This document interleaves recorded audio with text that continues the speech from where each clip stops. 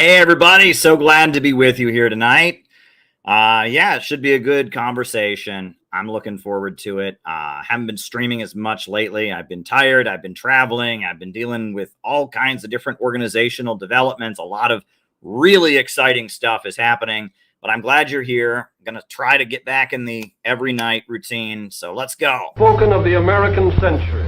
I say that the century on which we are entering can be and must be the century of the common man. A radical redistribution of economic power. I mean, we know that racism is a byproduct of capitalism. Everything would be all right if everything was put back in the hands of the people. We need a government that will make sure Americans are taken care of and organize the economy to serve the people, not the profits of a wealthy few. We now have the techniques and the resources to get rid of poverty. We got to start getting out there with the people. Get out of the movement and get to the masses. We need a government of action.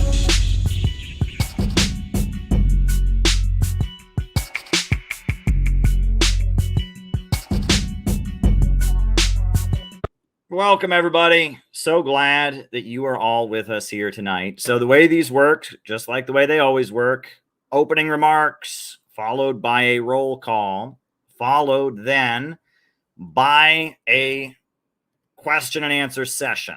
The second half of the program generally consists of me answering your questions for the second half of the night. That's the way this works. That's the way the cookie crumbles, etc. So if you got something you want me to talk about in the second half of the show, all you need to do is send me a super chat or a Rumble rant for the second half of the program. A couple announcements for tonight. I guess the main announcement, tomorrow, all day on this YouTube channel, I'll be streaming, or I guess not streaming, premiering debates. I've got a video set to premiere. I think it's done processing. Let me check. Set to premiere tomorrow early in the morning, and it'll go all day long. That is old debates. Yeah, it's set 7 a.m. Eastern time to premiere tomorrow morning, and it'll premiere all day, and it's just all the debates that I've done over the years, all of them on all different topics, libertarians, different leftists, bread tubers, etc. So that'll be fun. So tune in. That's going to be a fun thing. And also want to let you know that if you are in Chicago, if you go to the Jimmy Dore show in Chicago on August 16th, next Friday, be sure to grab one of these, because our team, our Center for Political Innovation team, will be outside the Jimmy Dore show with free copies of both of these books to give to everyone going to the Jimmy Dore show. We'll have the banned Kamala Harris book, free copy for you, and we'll have Do You Believe in Growth? And if you're at the protest on Sunday, the protest against the Democratic National Convention, well, you're lucky, because you'll also have the opportunity to get a free book. Do You Believe in Growth? And Kamala Harris, The Future of America. We got a good team of volunteers that'll be out there spreading the good word, and we've got 1,000 copies of both books, and you can get them for free, and you can meet real live Center for Political Innovation, Innovationist city builder activists. It'll be so exciting. So I won't be there, unfortunately. I will not be able to travel, etc. But if you're there, be sure to shake hands with all our Chicago people, give them a big hug, tell them how much you love our community, how much you love these broadcasts, and take a free copy of one of the books. That's going to be awesome. That is going to be awesome. I'm really excited about it. Looks like we're going to be having a workshop in the Chicago area this fall. Details about that to come, not until after the DNC. I will be going to the Uhuru trial September 3rd. I plan to be at the Uhuru trial. We want to support the Uhuru 3. We'll talk about that case later in the broadcast. So that I will be there for. But be sure to meet our CPI volunteers, great people from around the country that'll be in the Chicago area to hand out, hand out the books. That's going to be awesome. It's going to be great. So I was just out there in Chicago. Great group of folks. And I actually want to say something about that, but just a quick reminder for everyone who's tuning in, the way this works, I give my opening remarks.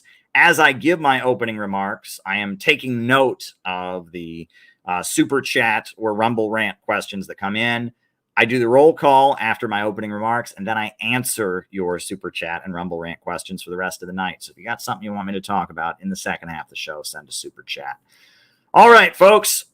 So I wanted to start out tonight's stream by talking about the Center for Political Innovation and our organization, because we are an anti-imperialist community of solidarity. We are not an internet fandom. We are an anti-imperialist community, and we do real organizing. And one of the great things that we do, that I've told you all about before, is every morning we do our best every single morning to have a morning message from the Center for Political Innovation on YouTube. Every single morning, a different member, we try to have as many different members do them, a different member of CPI makes a message that gives people a way to start their day with revolutionary hope and optimism.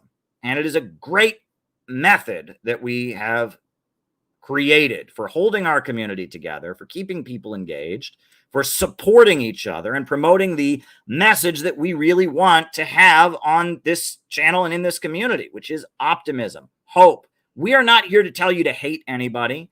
We are not here to tell you to belittle anybody or tear anybody down. We are here to bring out the best in you. We want you to learn to love. We want you to stand together, and we want you to have the vision of a whole new America beyond the greed of Wall Street profits and wars to enrich bankers and billionaires. We want a new America for working families. We are not here to spread negativity. We are here to spread revolutionary hope and optimism. So this morning message program that we've created is a way for people to start their day with revolutionary hope and optimism, a way to inspire people. And it's on the CPI YouTube channel every morning. Go and subscribe so you get them. We also have it set up now that if you want to make a morning message, you can easily submit it. Peter Coffin designed this brilliant link, submit a morning message. So you can actually make a morning message. You can just record it right then and there with your phone. It's a great way to support the community. Not only do you get to watch the morning messages, but you can also submit morning messages. Such a great thing, keeping people plugged in. We are a community that's here to support each other. So I wanted to start out tonight's stream by showing a couple of the morning messages, this is one of my favorite morning messages. And this one was made by Rainer Shea. And Rainer Shea is a long time writer and social media commentator. He's written a lot of great articles, and he spoke at a CPI conference, and he became a member of CPI, 4 or 5 months ago. And he's been doing great stuff, writing great articles. He made this beautiful message, and I want to share. This was the message from Rainer Shea. It was last week. It aired. Perfect. Here we go. You know what the most important lesson I've ever learned is? It's that you should never abandon the people. You should never retreat into a niche in reaction to the obstacles and setbacks that you encounter. Over the last few years, we've seen the American people reject the Ukraine PSYOP. We've seen the majority of the American people reject the Israel PSYOP. I expect that we'll see the American people prove themselves in many other ways, especially if communists take the initiative and insert ourselves into the mass consciousness. If we work to help lift the people's consciousness up and give more depth to their revolutionary awareness. And I say this because I believe that at this moment we are facing some obstacles that I didn't know that we were facing just a couple weeks ago. Kamala Harris is likely to be the Democratic nominee, which means it's quite possible that the powers that be are going to steal the election for Harris, make sure that Harris wins, which, as Caleb Maupin has observed, is going to be the worst case scenario for this election. Kamala Harris is a personality type that is especially susceptible to being manipulated for the purposes of aggressive foreign policy maneuvers. And for Kamala Harris to be the next president, I think would simultaneously help the woke PSYOP and the anti-woke PSYOP. It would inflame the culture wars in a lot of ways. So this is the reality that we're facing at this moment in time. But it only makes me want to struggle harder. It makes me encouraged to go into the masses more. It doesn't make me discouraged. It doesn't make me feel like retreating from them. I think that the defining mistake of 20th century American communists was to react to the obstacles that they faced by becoming more niche, by internalizing the idea that they can only win by focusing on a particular subset of the population. And, you know, that was understandable at the time in terms of, like, how they could emotionally react to the ways that the labor aristocracy was responding to them, to the prevalence of anti-communist ideas. But even at the time, that was incorrect. And especially now, that's an incorrect stance to take. Anti-popular ideas, especially in a time when the labor aristocracy has declined so much, they're just not correct. The only way that we'll win is by embracing the people, by inserting ourselves into the conversation more, and not walling ourselves off. So that's the idea that I want to convey right now as we face some big issues, some big maneuvers that our ruling class is going to carry out. I don't want us to give up. Yeah, that was a great morning message from Rainer. Never abandon our faith in the people. Look how quickly the American people saw through the Ukraine psyop, etc. This is awesome. Rainer is telling exactly what people need to have. We've got to have confidence in the people, and that we've got to not withdraw into an internet niche. We need to aim high, aim for the masses. He's got it. He's got it. Now, this is a morning message. This is the morning message that aired this morning, and it was in Chicago, and it was me and the Chicago comrades. Hey, everybody. Hello. I'm Caleb. And, and Ellie and Gabby. Yeah. And we're here in Chicago, where we just delivered the thousands of books we plan to distribute during the DNC events. Very exciting. And so we thought we would make a morning message just to send revolutionary greetings to the rest of our organization. We've been reminiscing and enjoying and talking about the new turn in organization and the way we're going to be operating in terms of outreach and, you know, the innovationist turn. It's all been very exciting. Had some great ice cream at a nice, classy ice cream place here in Chicago, and we've been talking, and I'll be headed back to New York City. But yeah, what's on your mind, Gabby? How we're just going ahead and trying to move forward, and being innovationist is the goal for what we're trying to do with outreach. And so we have a lot planned out for the Midwest. So I'm hoping that whoever is listening could kind of organize in your state or wherever you guys are at, you know, because, you know, doing Midwest work is only the Midwest type of people who could be part of it. But we want to grow as we start to have more people to join, and you guys could start your own thing. And now we're doing our own thing in the Midwest. So you look at that now. Yeah, we're planning to have a workshop this fall. The details to be announced soon. After DNC and everything is over, we'll be, moving toward having a fall workshop. We're very excited about that. Hope to have a lot of new people there. Anything you'd like to add, Ellie? Not really. I'm just going to try to learn from Gabby because she is the master of outreach. I'm going with the flow, you guys. Like I said, we're going ahead. We got to go find, if we can't do it, we got to find a plan B.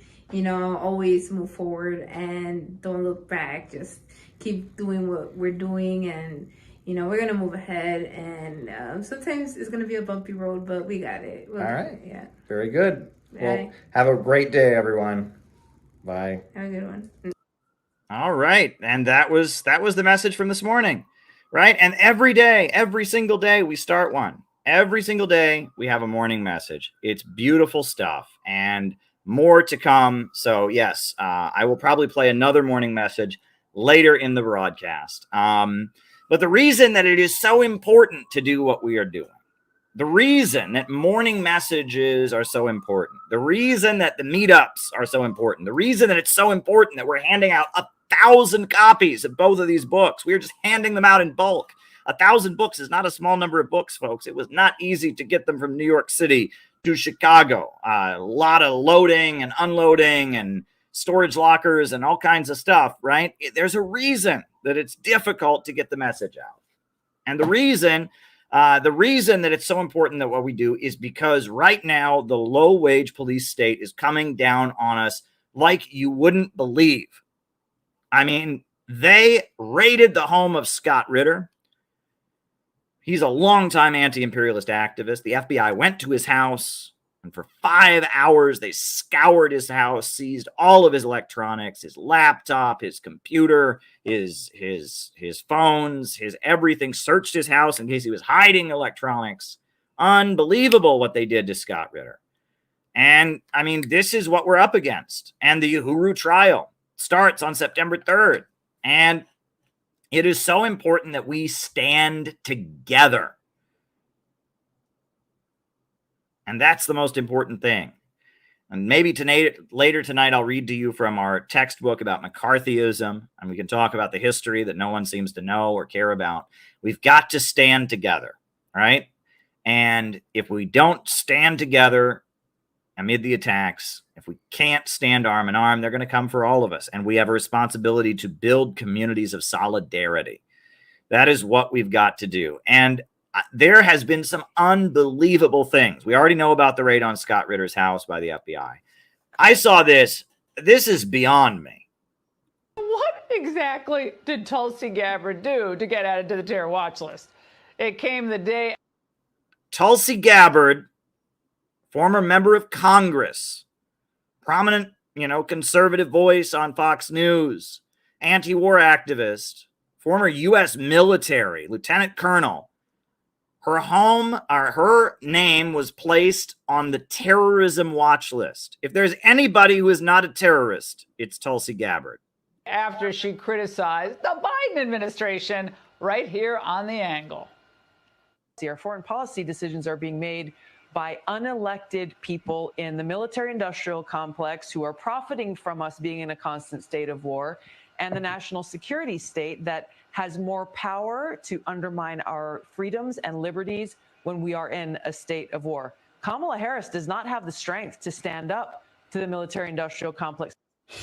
Okay, that's wild. Joining me now, Tulsi Gabbard, former U.S. Congresswoman, Fox News contributor. Tulsi, now, you serve this country in uniform, even getting deployed to Iraq. Thank you for going, unlike Tim Walz. And now you're being surveilled.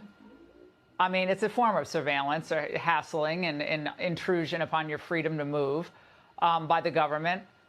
What is this? I mean, I didn't believe it really when I first heard about it. I said, oh, that can't be. But how does this make you feel? Laura, this is a clear act of political retaliation. There's no other way to put it. You laid out this sequence of events the very next day after my conversation with you on the air, warning the American people about how dangerous a Kamala Harris presidency would be. I was placed on this domestic terror watch list, which is called the Quiet Skies list under the Department of Homeland Security. The clear pain and real visceral hurt that comes from this is, as you mentioned, like many Americans, I enlisted because of the terrorist attacks on 9/11, to go after the Islamist terrorists who attacked us on that day, and to now have my own government now turn around and put me on a domestic terror watch list. It hits to the core and is the ultimate sense of betrayal. But we look at why they are doing this. It has a chilling effect. It sends a warning both to me and to anyone else who even thinks about daring to criticize our own government, which is a guaranteed protected right under the First Amendment. Yeah. That we will be subject to a violation of our Fourth Amendment right to privacy through this kind of surveillance. And that's the biggest stress that's been caused by this entire situation, Laura, is now forever.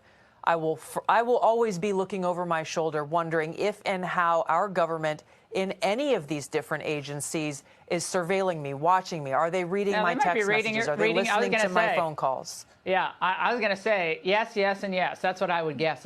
Keep in mind, Tulsi is pro-Israel, says a lot of things about Israel and Palestinians that are awful. Still doesn't matter. She questioned the military-industrial complex. She doesn't support Kamala Harris. She supports Biden. So they put her on the terrorism watch list. A veteran, a former member of Congress. They put her on the terrorism watch list.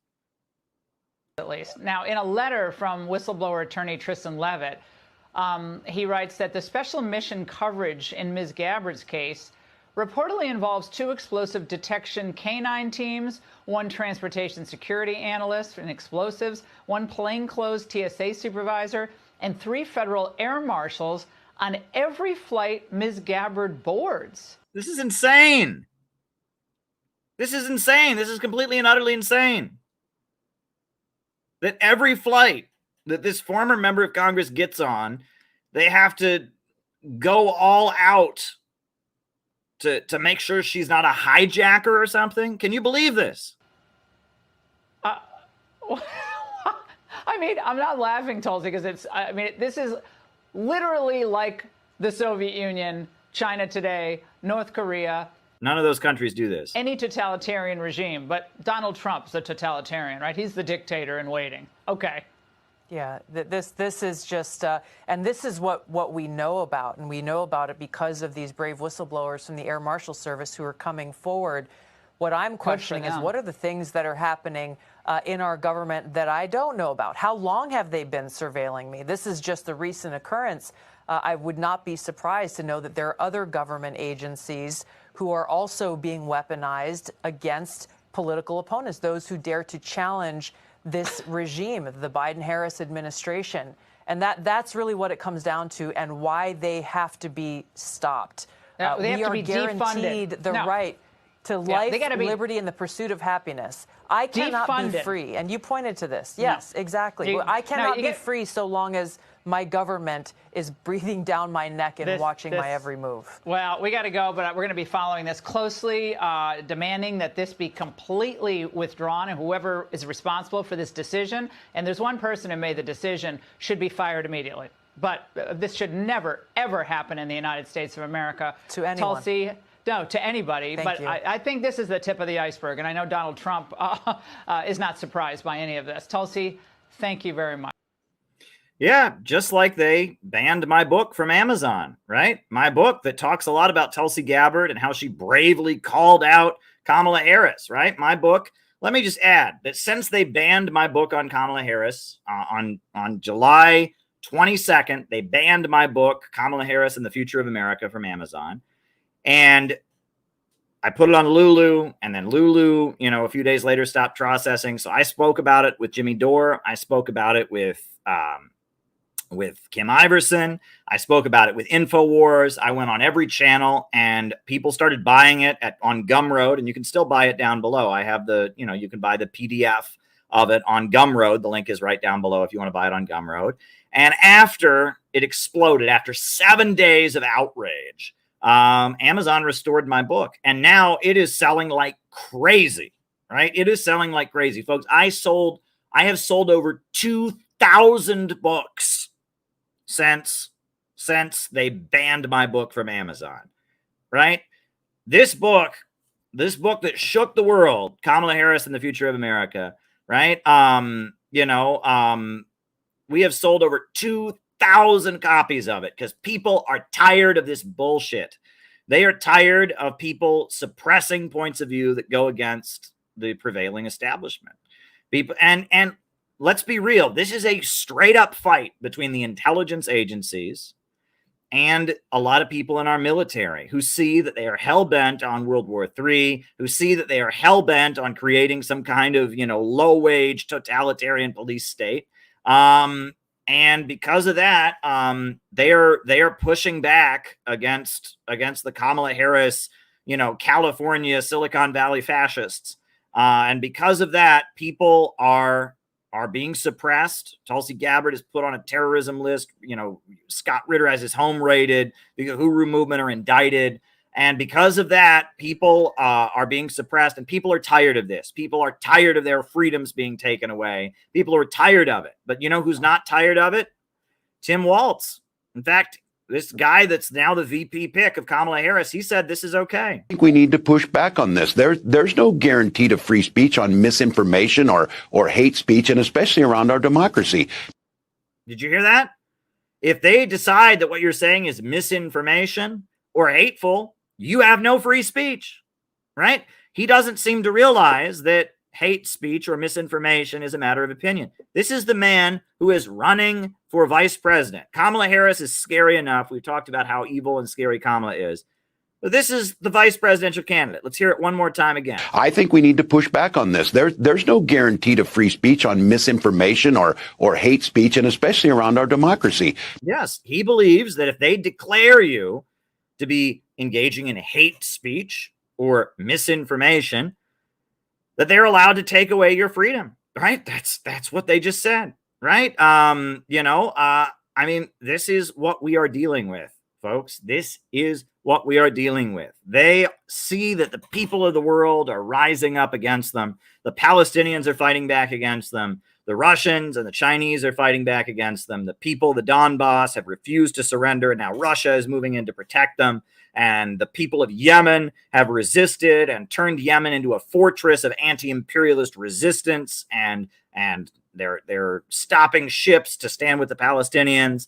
And they just indicted the top South Korea advisor to the Bush administration and to the Obama administration, Sue May Terry. She's not a communist. She doesn't support North Korea. She supports South Korea. But South Korea won't take their orders any longer.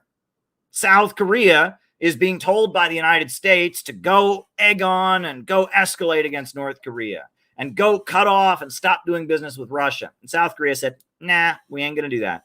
I was at the World Festival of Youth and Students in Russia. There were North Koreans there and South Koreans there.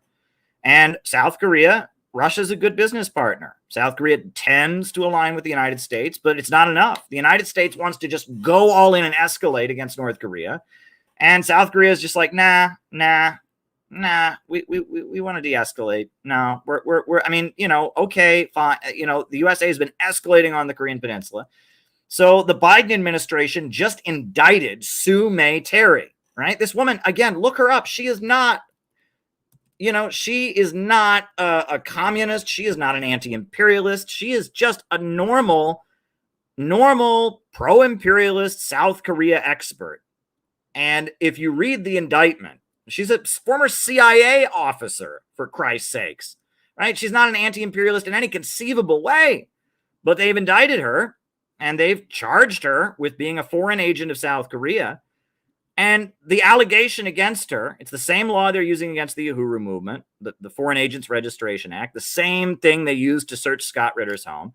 They've said that Sue May Terry, catch this, that she is a foreign agent of South Korea because the South Korean, they claim somebody who's in South Korean intelligence took her out to dinner and bought her sushi and then took her shopping and bought her a fancy handbag. And based on that, they're claiming that she's an agent of South Korea. Now, keep in mind, Israel is literally taking credit for removing members of Congress, for getting members of Congress defeated in their primaries. Israel is meddling in our politics like you wouldn't believe. But she ate some sushi and she had some handbags, and they're going after her because South Korea won't play ball with what Kamala Harris and Joe Biden are doing. Kamala Harris and Joe Biden want all-out World War III against Russia and China and North Korea and Cuba and Iran. And anything less than that is not acceptable to them. And the people in the Pentagon, like Tulsi Gabbard, are saying, no, we ain't having it. I went over in chapter 3 of my banned book, what's really going on, the fight between the military-industrial complex and the military brass and the insane, color revolution apparatus of the CIA and the intelligence apparatus, the Silicon Valley fascists. I showed what's actually happening. And the military says, no, we don't want World War III. And the lower levels of capital, the business owners say, no, we don't want our country to be economically looted. We don't want your low-wage police state. We want to do business with these countries you're telling us to lock out of. All of American society, the military, the working class, the small business owners, the people in the heartland of this country, everyone is being driven down into greater and greater poverty, is having their rights taken away, and is having war imposed on them, and is having a World War III agenda imposed on them. And all of us are saying no. We are saying no to it. And I know Make America Great Again is not the best slogan, right?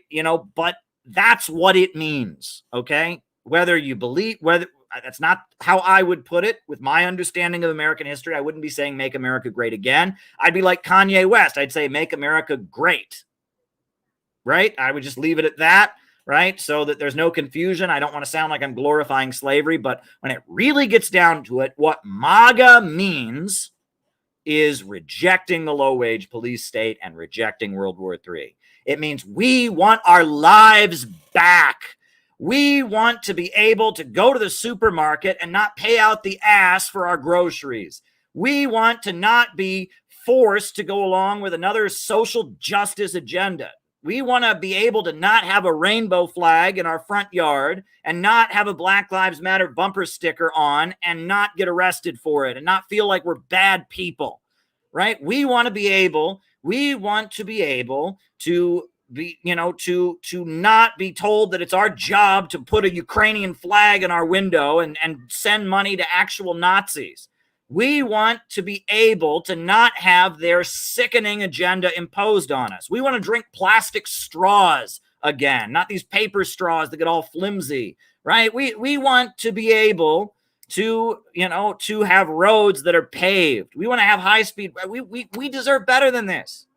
We deserve better than this. We don't want World War III. We don't want the low-wage police state. We don't want the cancel culture. We don't want the forcing of this insane woke politics on us. We don't want to have our living standards go down. We don't want our tax money to go fund some crazy war in Ukraine or some crazy war in South and North Korea or some crazy war in the Taiwan Straits or some crazy war in Gaza, right? We want our tax money to go pay for jobs and schools and healthcare and education and roads and post offices and power plants right here in America. That's what MAGA means, okay? And whether that it's the best politically correct way to phrase it, look, they're not going to let me say it. They're not going to have Caleb run for president and say it. They got to have Donald Trump say it. And the way that people can understand it is MAGA, Make America Great Again. That is the rallying cry of defeating the low-wage police state, defeating the cancel culture, defeating World War III, defending our freedoms, right? And we can embrace it.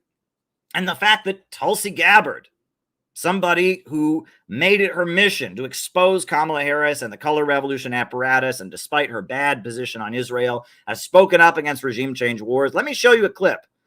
This is from one of the most prominent MAGA podcasts, Roger Stone.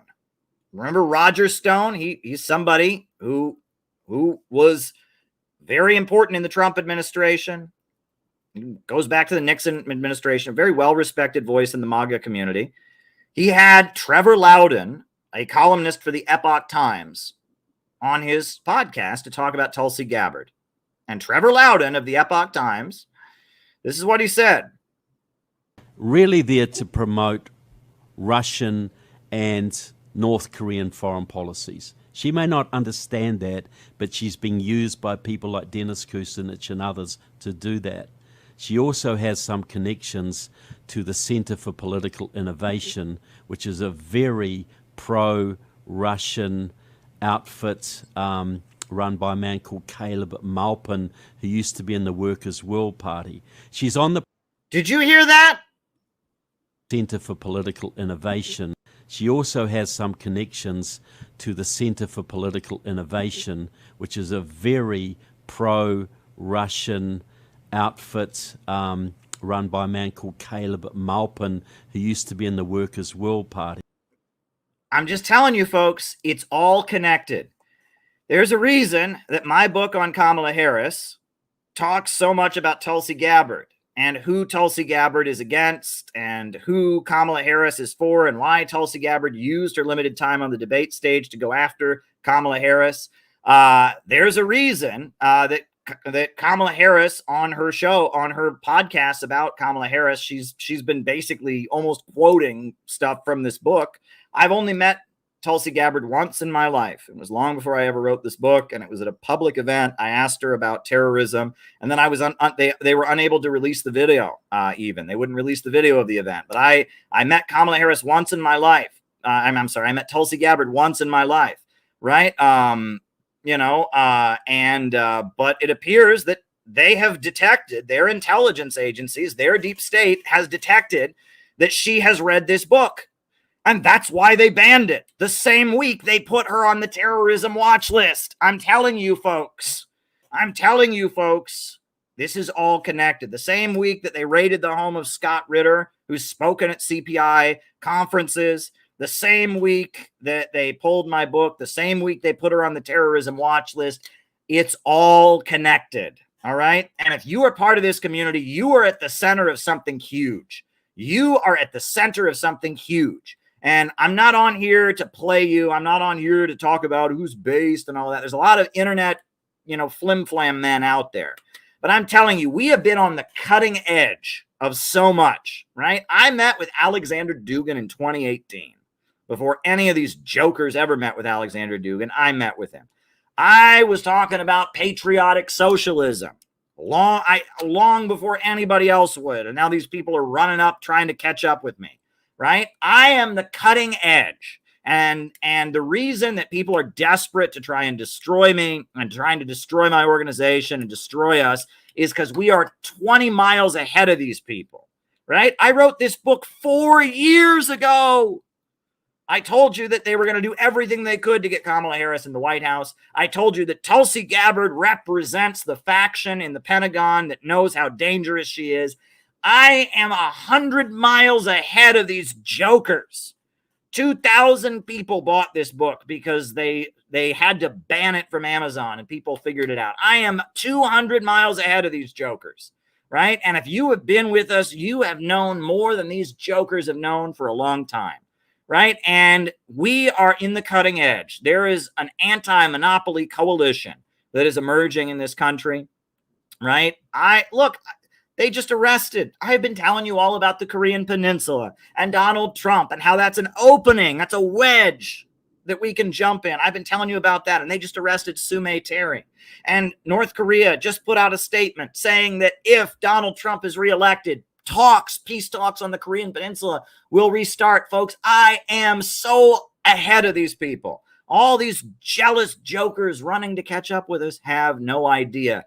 Have no idea, folks. We are 100 miles ahead of these people. And if you're part of this community, you're 100 miles ahead, right? Shit, I have been more right than anybody, right? I was right about the Korean Peninsula. I was right about Tulsi Gabbard. I was right about Kamala Harris. I was right about so many things. I told you that Roe v. Wade was going to be overturned. You remember that? I predicted over and over again on these streams. I said, they're going to overturn Roe v. Wade. They're going to overturn Roe v. Wade. And they overturned Roe v. Wade. And I told you exactly why they would overturn it. And I told you what it would really mean, which is they wouldn't outlaw abortion at a federal level. And the states that outlaw abortion, they would still be legal to go to other states. I said the whole thing. I told you that BreadTube was a CIA government operation. And now that's basically been revealed by the Gray Zone and others. I was 100 miles ahead of these jokers. I have been 100 miles ahead of all of this, right? And if you are here with me, you're in the right spot. And if you have gotten scared and run away, you're getting left behind, folks. We are 100 miles ahead. This community is where it's at. We understand what's really going on, and we are saying right now that the internet is rigged, and it's time to build an in real life community of solidarity. I got a lot more to say about that, but I want to get to a couple things.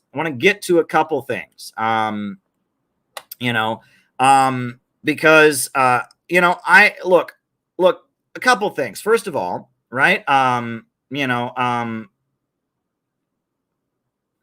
Scott Ritter, the day before, or a couple days before they raided his home, he met with RFK. All right. Now, I think it's a good thing that he met with RFK. RFK doesn't have a very good position on Israel-Palestine, very pro-Israel. But Scott Ritter is not. Scott Ritter is solid. He stands with the Palestinians, etc. And Scott Ritter, he met with RFK, and I'm sure he told RFK, he gave RFK a piece of his mind. Well, I think that's great. And the fact that people would bring that up, his home has been raided by the FBI, and they're like, oh, well, he met with somebody I don't like. Well, maybe he tried to convince them to change. I mean, isn't it good that someone you do agree with met with an important person, like a major presidential candidate, a member of the Kennedy family? Like, I think it's great that Scott met with him. And the idea that that is a reason for you to be okay with the FBI raiding his home, that is beyond me. But regardless, RFK made a pretty good advertisement, and hey, we can disagree with RFK. I'm not going to vote for RFK, obviously. But let's just mention, I want to play this ad because it is a great ad about Kamala Harris. We know about this population, 18 through 24. They are stupid. That is why we put them in dormitories, and they have a resident assistant. They make really bad decisions. This generation isn't stupid. They know what we did to them. They're fighting to make our country live up to its highest ideals. We shouldn't be deriding them. We should be helping them, and we should be fortifying them, and we should be apologizing to them for the betrayal that we perpetrated on them. Yeah, I think that's a great ad. The fact that Kamala Harris spoke about young Americans so derogatorily, she spoke about them with such derogatory language, and I mean,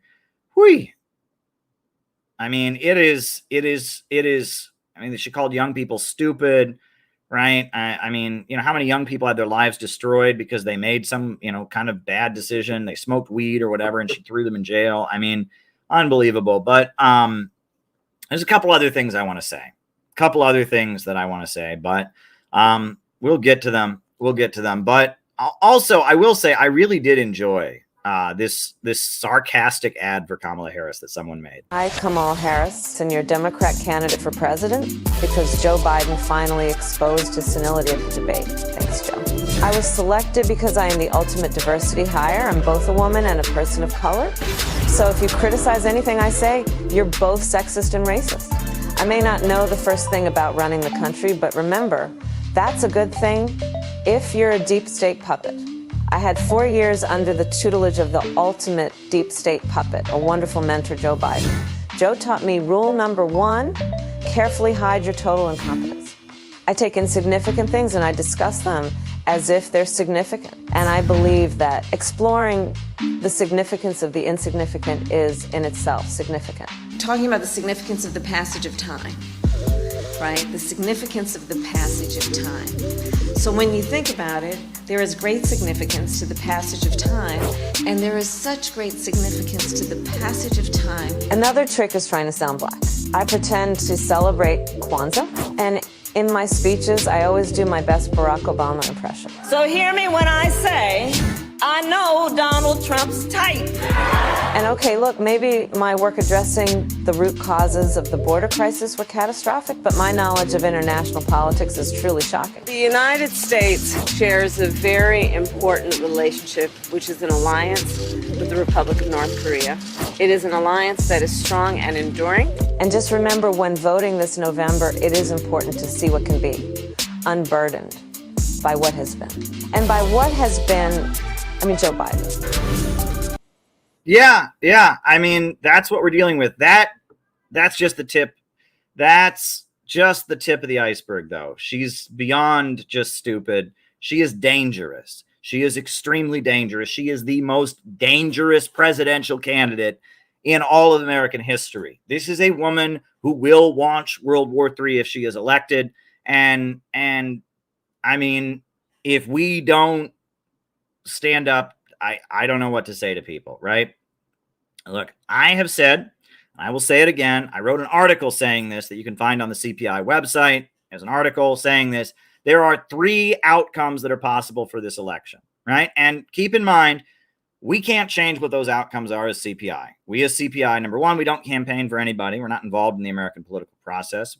And number two, even if we were, we don't have like huge amounts of resources and volunteers to go do that, right? So whatever happens, happens. But there are three possible outcomes for the upcoming election. Outcome number one, Kamala Harris wins. If Kamala Harris wins, it's very clear that there will be a number of protests. There will be outrage from Trump supporters, and that there will be false flags, and they will use that to crack down like you wouldn't believe. Her running mate, Tim Walz, believes that hate speech should be outlawed. And on top of that, she's already saying it's the Russians' fault that they're already, the Russian meddling, blah, blah, blah, blah, blah. And you can be sure that if Kamala Harris wins, there will be a round of heavy-handed repression and probably some false flags to set it off, kind of like January 6th. And in that moment, it's going to be really important that we have the back of people, right? That we are there to stand in solidarity like we're doing right now with Uhuru, to stand in solidarity like we're doing right now with Scott, right? It's going to be really important that we raise awareness and defend our civil liberties if Kamala Harris wins. Second outcome, Donald Trump, this is the most likely outcome. Donald Trump wins, but as he wins, there will be kind of a populist wave. And as he wins, they will amp up the bad things about Trumpism. And I think that is the most likely outcome. Donald Trump's going to win, and they're going to amp up the pro-Israel part of being pro-Trump, the anti-China part of being pro-Trump, and they're going to amp up the pro-police, anti-immigrant, pro-deportation aspect of Trumpism. And that's not good. And so it's going to be really important for us in those circumstances to be the counter message, to push that America first doesn't mean Israel first. America first doesn't mean a war with China. It means trading with China to benefit America. That America first doesn't mean sending weapons to Ukraine. That our enemy is not in some foreign country. Our enemy is the Wall Street bankers and monopolists here at home. And it's going to be our job to counter the efforts to nudge Trumpism in a bad direction, which will be massive in those circumstances, right? And it'll be tempting under those circumstances to run back into leftism, to just run back into leftism and run back into left field. We can't do that because that'll be handing over Trumpism to the war lobby. We can't do that. Right. So it'll be very careful. And you can be sure all the Ben Norton and all of them will be saying, we told you so, blah, blah, blah. And it'll be our job to hold the line and make clear that the people who voted for Trump for a good reason, that while Trump may do bad things or whatever, that anti-imperialist messaging is still there. Now that is the most likely situation. Now, the best outcome of the election, I think, and again, if this happens, this would be awesome. This would be the best possible outcome. I can dream, is that Donald Trump wins, but he wins in spite of all out opposition from his class, right? He wins with all the mainstream media against him, with the FBI and CIA against him. Donald Trump wins in full opposition to the deep state. And if that happens, I can very much see the role that the Center for Political Innovation, our organization, plays becoming really, really important. Because Donald Trump is already looking for foot soldiers. The fact that he spoke at the Libertarian Party convention, the fact that he made a deal with the Libertarian Party, that if he wins, he will appoint a member of the Libertarian Party to his cabinet, right? The fact that Donald Trump is talking the way he is about certain issues. Donald Trump, if he wins and he's in a place of opposition to his class, which they already tried to kill him, right? That already happened July 13th. If Donald Trump wins under those circumstances, what we do as an anti-imperialist voice that's building a real movement is very, very, very important. Very, very important. So no matter what happens, no matter which of those three outcomes happens in the election, what we do as the Center for Political Innovation is really important. And it's not important because we're dicking around on the internet and fighting with people. It's important because we're building real bonds. What are we doing at the DNC? We have got 2,000 copies, 2,000 books, 1,000 of each to give out, right? And we're distributing it. We said, hey, can we get these books into people's hands?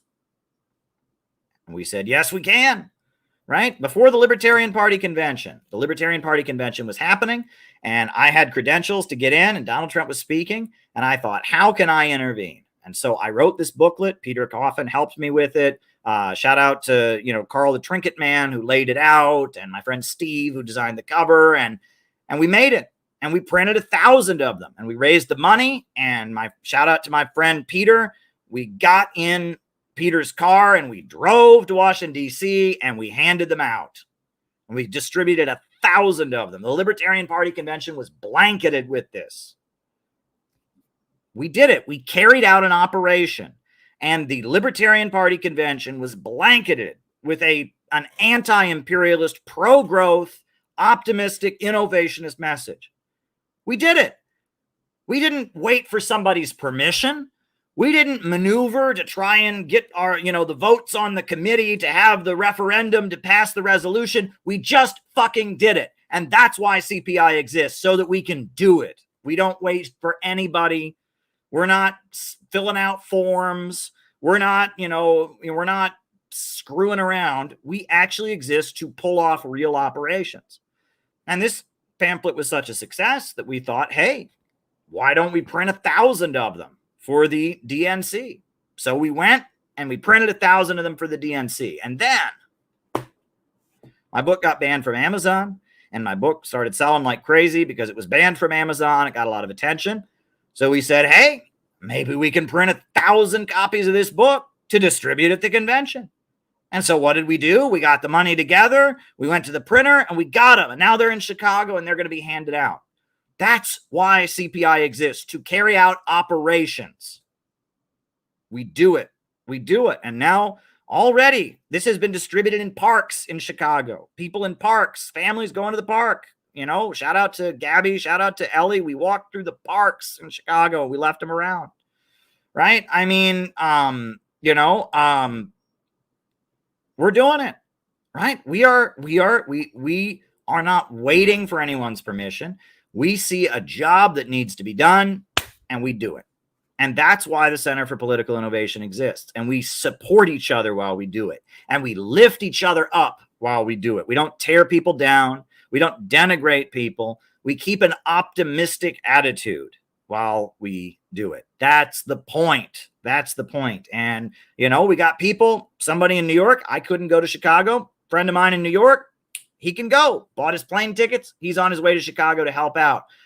Somebody else, they're on their way. We're going to have a team of volunteers handing these books out, right? Won't it be amazing that outside the convention, 1,000 copies of this book will be available. 1,000 copies of this book will be available.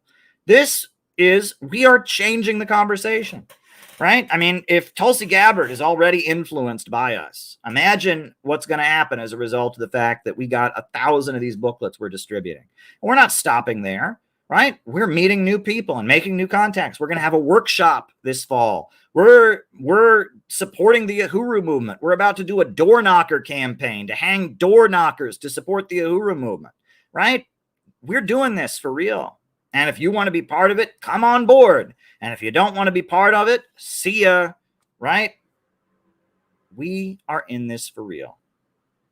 We are in this for real. Hey, if you're going to be in Chicago and you want to help out, email me, and I can connect you. No problem.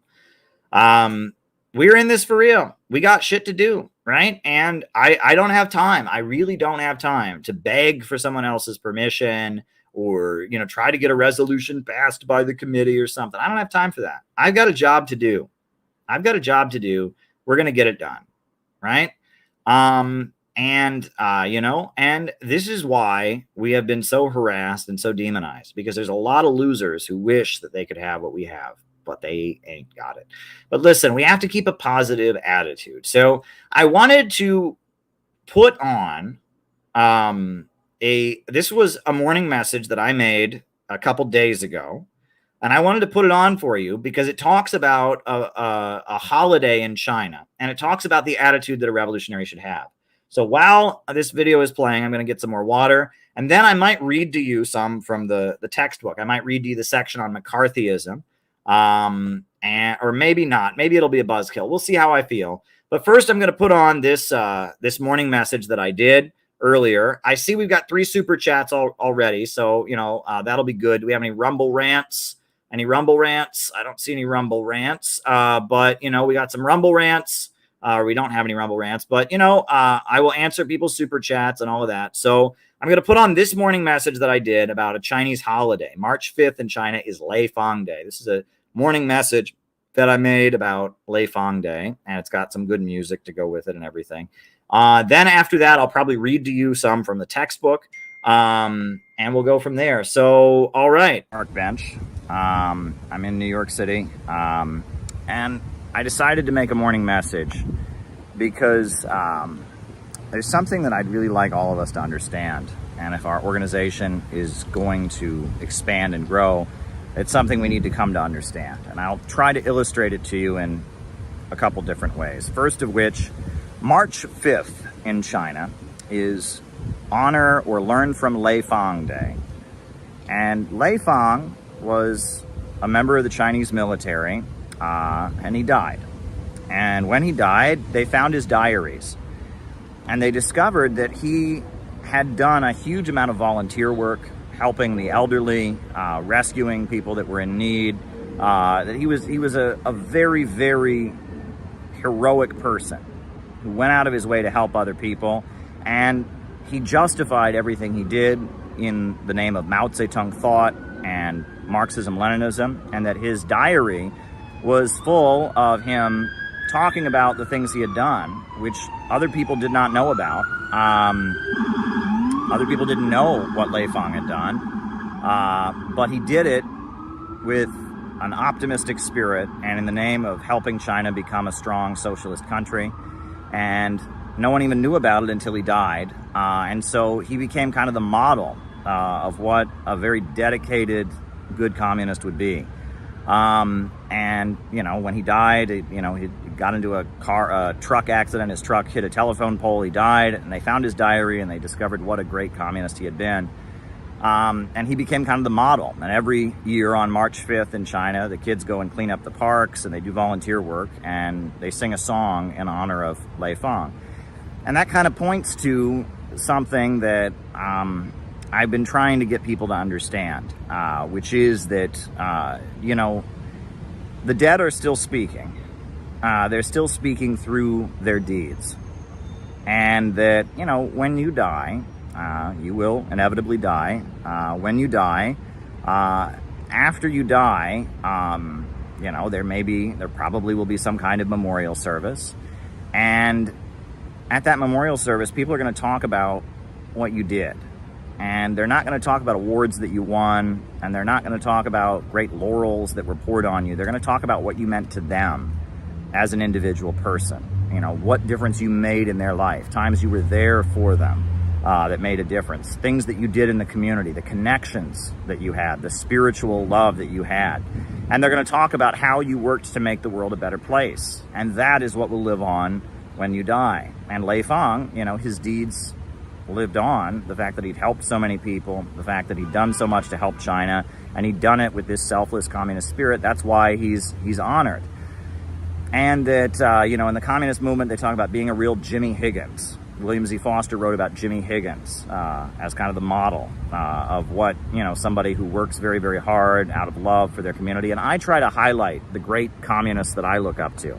I talk about the elderly communist that I knew who wore a Palestine baseball cap every day and was full of optimism and spirit and was constantly distributing the communist newspaper. And I talk about various people I've known, like Marty Goodman, who worked so hard to fight for Julian Assange, and how he didn't even live to see Julian Assange ultimately get his freedom, but he was out there every day to support Julian Assange.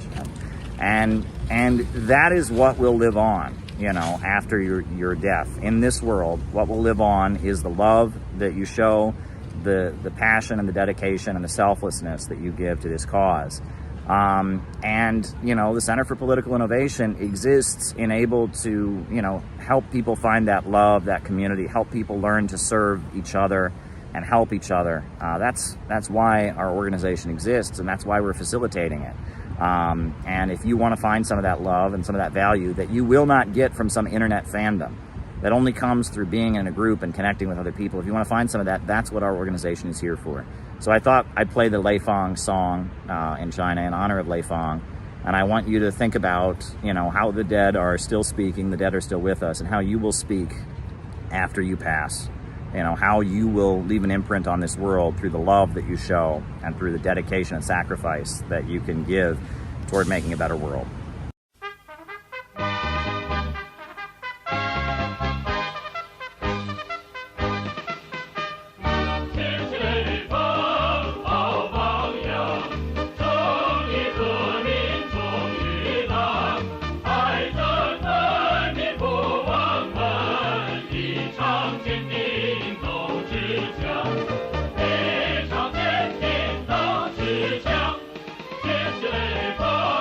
Oh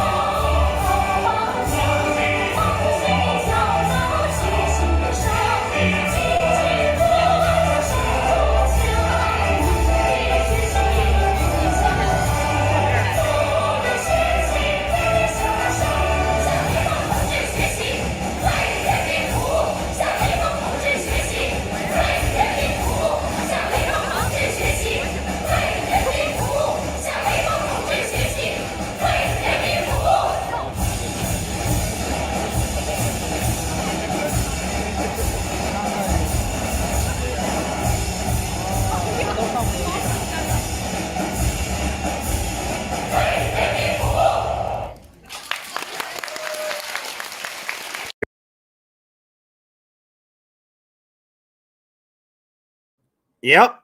Sorry, had to unmute there. Yep. That is live by Lei Feng's good example. And yeah, I'm not going to read you the section about McCarthyism because that's depressing. I'm instead going to read you the section about the labor upsurge of the 1930s. Right? I think I will read to you the section about the labor upsurge of the 1930s. The difference that our class made. This is the Center for Political Innovation textbook, Out of the Movement to the Masses, Anti-Imperialist Organizing in America. And so I'm going to read you the labor upsurge of 1937. And that'll be from page 32. Now, as I read, right, please keep the super chats rolling in. We got 3 super chats so far. If you got any more super chats, send them my way. Get me talking. I always love to answer people's questions and engage with people and stuff like that.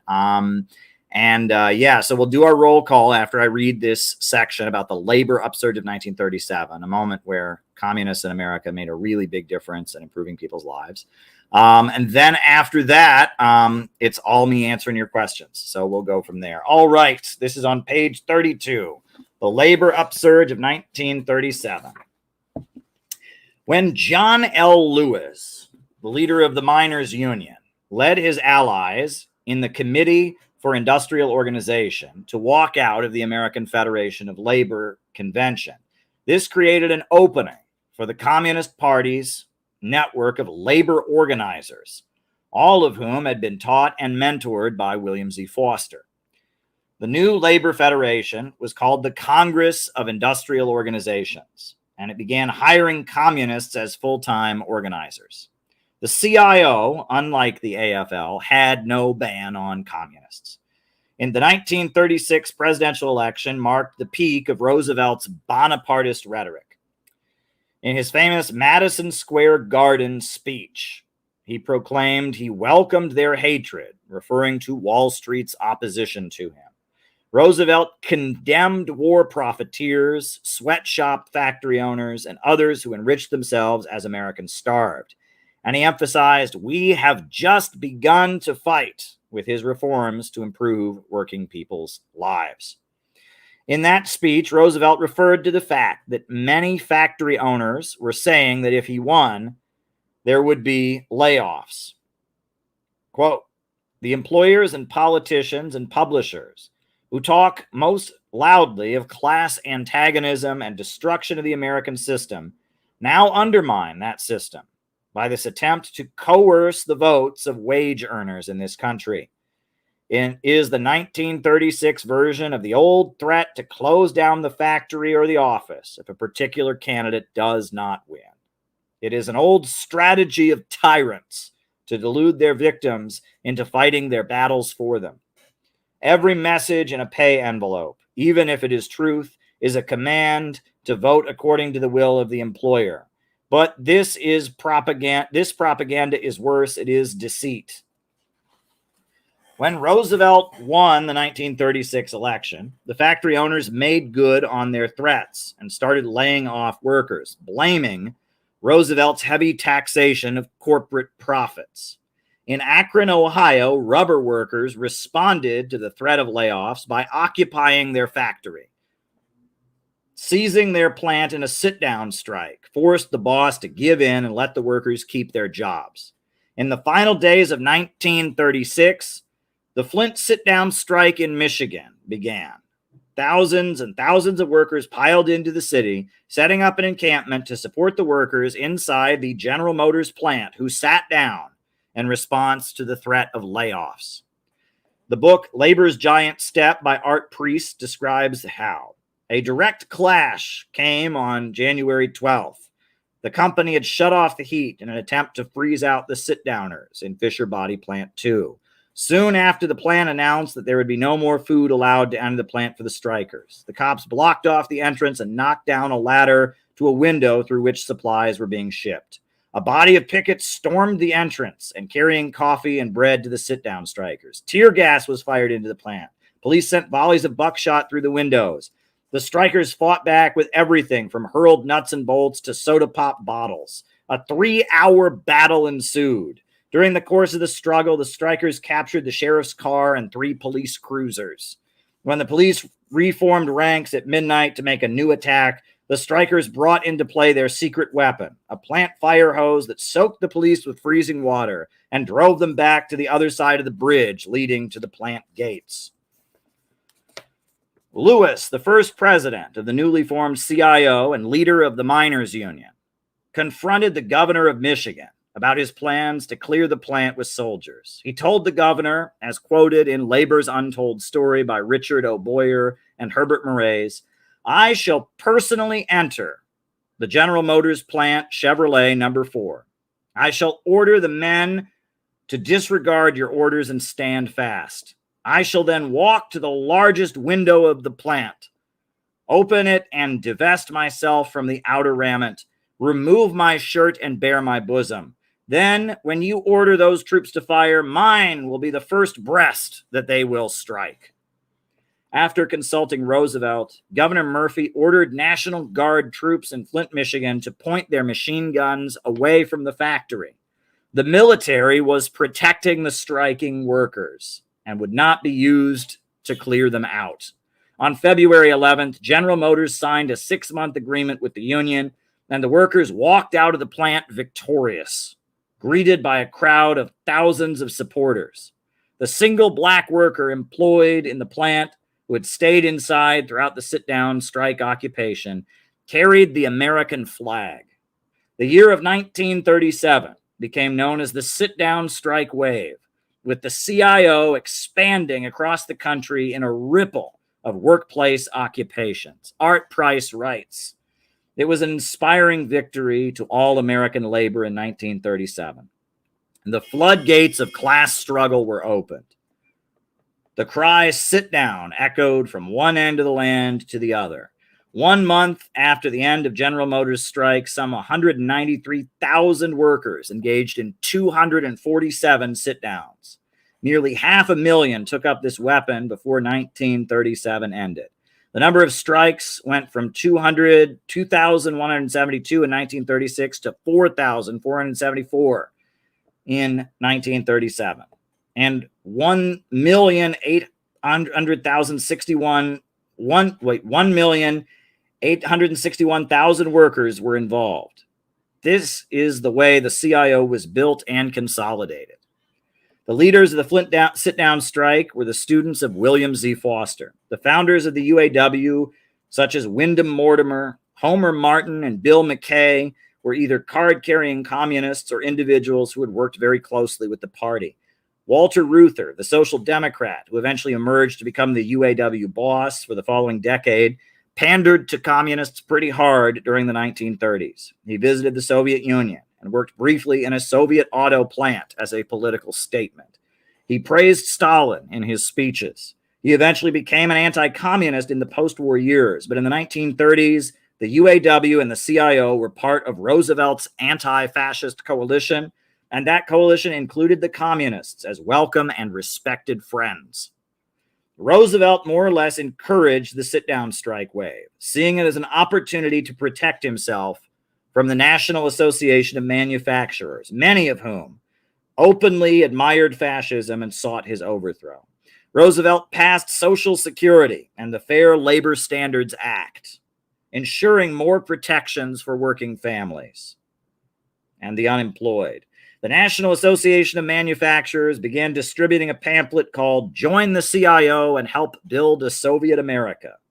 The pamphlet told workers that if they joined the CIO and participated in the sit-down strike wave, they were helping pave the way for William Z. Foster to become the American Stalin. Hundreds of thousands of copies of the pamphlet were distributed, but the CIO continued to expand. In 1937, the Little Steel Strike, led by the Communist Party, continued what Foster had started in 1919 with the Great Steel Strike. Foster had led members of the Communist Party to form the Steel Worker Organizing Committee and pushed to bring steel workers into the CIO and force the steel bosses to sign a union contract. The Midwest industrial cities of Chicago, Youngstown, Pittsburgh, and Cleveland became battlefields when steel workers walked out in May of 1937. On May 30th, the Chicago police carried out the Memorial Day Massacre, when 10 unarmed striking workers were killed protesting outside of the gates of the Republic Steel plant. Gus Hall, one of Foster's trusted lieutenants in the Steelworker Organizing Committee, described how a small town called Warren, Ohio, became the site of the most intense confrontations. Gus Hall described, for Republic Steel, the Warren plant was a key plant. Because Warren had been a conservative city, Republic went all out in its effort to defeat the strike. They prepared for war, and this was especially true in the Warren plant. The Republic Steel plant in Warren was big enough for landing planes. So Republic hired planes filled with scabs and food from around the country. That's how they brought in the strike breakers. But here again, the initiative of the workers took hold. Many of them were deer hunters. So they got their guns and they placed themselves in swamps waiting for the planes to come. They shot at scab planes enough that 2 of them crashed upon landing inside the plant. This brought Republic's scab flights to an end. It was hardly dark, and when I reached the pickets, I could hardly believe what I saw. The backside of the factory looked like the scene from the First World War, a battlefield. There were barbed wire fences and floodlights lighting up the place from one end to the other. The idea was itself unique enough, but I asked where they got the money to buy the materials, and the answer was unbelievable. These workers, rank and file workers, had organized themselves into teams, and they canvassed local business people and got materials donated for free to set up this warlike scene with floodlights and barbed wire fences. Later, the streets running into the plant became a problem. The action of steel workers was direct and simple. They simply closed the streets, and only those with a pass signed by me as chairman of the strike committee could come and go. There were a number of crises about these street closings, especially when the mayor and the police chief were forced to get a strike pass signed by me, a known communist. Yes, it was dual power, right?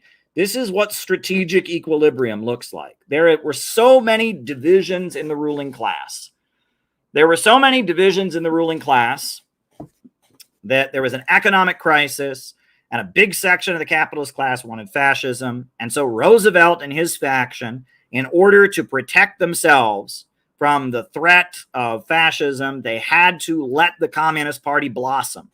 And as a result, you got the Flint sit-down strike, you got the Little Steel strike, you got industrial unions, you got a huge growth in the Communist Party because there was a division in the ruling class.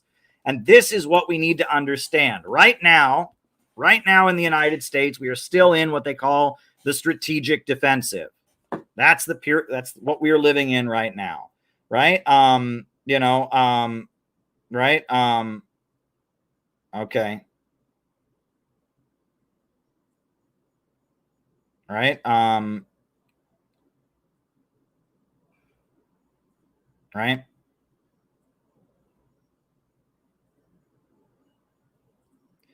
But let me put this on the screen because I want you to understand this. I want you to understand this before we get to the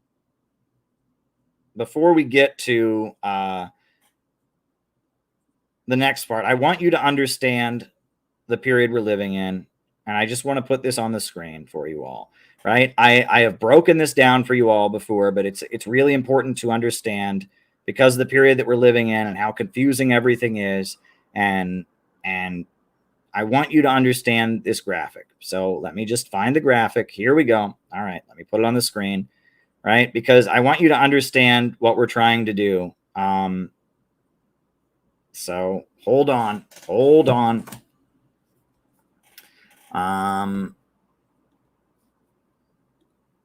All right, hold on. Let me just put this graphic on here because I want you to understand how revolutionary organizations really work. That's what I want you to understand, and that's what this graphic will help you understand. All right.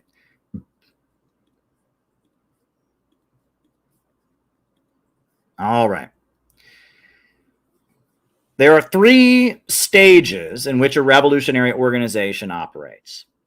The first is called strategic defensive, and that's where the revolutionary organization struggles to exist and maintain a network of support in a hostile atmosphere. That's what we're in right now, right? Communists in America have been in this state since the 1950s, right? Since the Communist Party was broken up by the FBI, since McCarthyism, we've been in this state. Now, you can argue that in the 70s, we were starting to approach maybe strategic equilibrium, but we didn't get there, right? Really, since the 50s, we've been in the strategic defensive. And strategic defensive is a hard time to exist because in strategic defensive, people don't see rewards. They don't see victories. They don't see progress. And so they look for shortcuts, right? They always look for shortcuts because they're convinced, hey, we got to see progress somehow. And if you become a reformist, you might see progress, or what you think is progress. If you become a left adventurist, terrorist, you might see progress. People are always looking for shortcuts during the strategic defensive period because they're not seeing progress. The conditions are hostile. So strategic defensive is a very hard time to organize, and it's also very hard to maintain any unity during strategic defensive. Because what's the point of unity? You can't win anything, and it is through unity that you can win victories. But if there's no victories to be won, right? It can be very hard. And strategic defensive is a very hard time to organize. That's why it's been very hard to have communist organizations in America. It's been very difficult because we've been in a period where it's just, we aren't able to really get much done, right? We're just struggling to survive, struggling to maintain our networks of people who study anti-imperialism, who do progressive stuff, but it's hard. But that's strategic defensive. But a period begins when the divisions in the ruling class and the conditions among the masses get so that the revolutionary organization can exist and flourish as part of the political ecosystem. And that's what I was reading to you about in the 1930s. In the 1930s, Roosevelt sent the military to defend the striking workers. The Communist Party had 2 of the city council seats in New York City, in Harlem. Peter Kashoney and Benjamin Davis had 2 city council seats, and 1 of the House of Representatives seats in Harlem was by a good friend of the Communist Party named Vito Marcantonio. In the 1930s, we were in strategic equilibrium, meaning that we had the right to exist. We were part of the political ecosystem because there were so many divisions in the ruling class, because the masses were hungry and starving and the conditions were bad enough. We were able to exist, and that was called strategic equilibrium. And we existed as communists in all the major cities. We had a very large communist party. We had meetings at the White House with President Roosevelt. We were considered a very important ally in the Roosevelt coalition. We existed. That's called strategic equilibrium, right? And then ultimately, if the conditions continue to ripen, strategic equilibrium turns into what's called strategic offensive. And that's where the revolutionary organization moves toward taking power by positioning itself at the center of a united front. That's when the conditions continue to deteriorate, the divisions in the ruling class continue to deteriorate, and the communists position themselves as the dominant force on one side of the coalition, right? That there's a big division in society. In Russia, it was World War I. Are we going to continue World War I? Are we going to oppose it? There was a big division. Well, the people that opposed it, the biggest force among them was the Bolsheviks. And so they built this coalition around peace, land, and bread, and they took power. In China, it was a question of redistributing land and fighting the Japanese invaders. They were the biggest force that wanted to fight the Japanese invaders. They were the biggest force redistributing the land. And so they polarized people around it. And that's strategic offensive, right? Right now, we are in strategic defensive because, at this point, it's very, very hard to function. But the conditions are ripening where we could reach strategic equilibrium within the next couple of years. But we're not ready for it. We are not ready for it. And we need to prepare for strategic equilibrium. That is what we need to prepare to do. We need to have the infrastructure in place so that as the ruling class fights among itself, as they want us to exist, as they see a need for the masses to be organized, we can exist, right? Look, if Donald Trump gets into office and the whole deep state is against him, he's going to need a mass movement to back him up. And that's why he was at the Libertarian Party convention. And that's why he's talking about North Korea the way he's talking about it, right? Why do you think Donald Trump is beating his chest about North Korea? He can see what they just did to Sue Terry. He can see that the Biden people are going out. So anyone in America who has any sympathy to South Korea is for Trump, right? Donald Trump needs to be the peace on the Korean Peninsula guy. Well, it just so happens we as friends of North Korea, we're also peace on the Korean Peninsula, right? I'm telling you, right? There's an opening, right? Donald Trump is positioning himself with the Libertarian Party, right? Again, we are the ones defending civil liberties and all of that. And there's a very good, who knows, right? We don't know how things will develop, after this election, but we have to position ourselves to be at the center of an anti-monopoly coalition. And we have to be able to carry out operations, not social media bullshit, real operations. We have to be able to raise anti-imperialist slogans and demands in key places. That's what we need to be able to do. We need to be able to make things happen. There's a great example of something that we made happen, right? We found out that the head of the so-called president of Taiwan, we found out that she was coming to New York City. And so what did we do? We carried out an operation, and with 5 people, this is what we did. This does not represent what the American people want. All the polls show that the American people don't want a new war.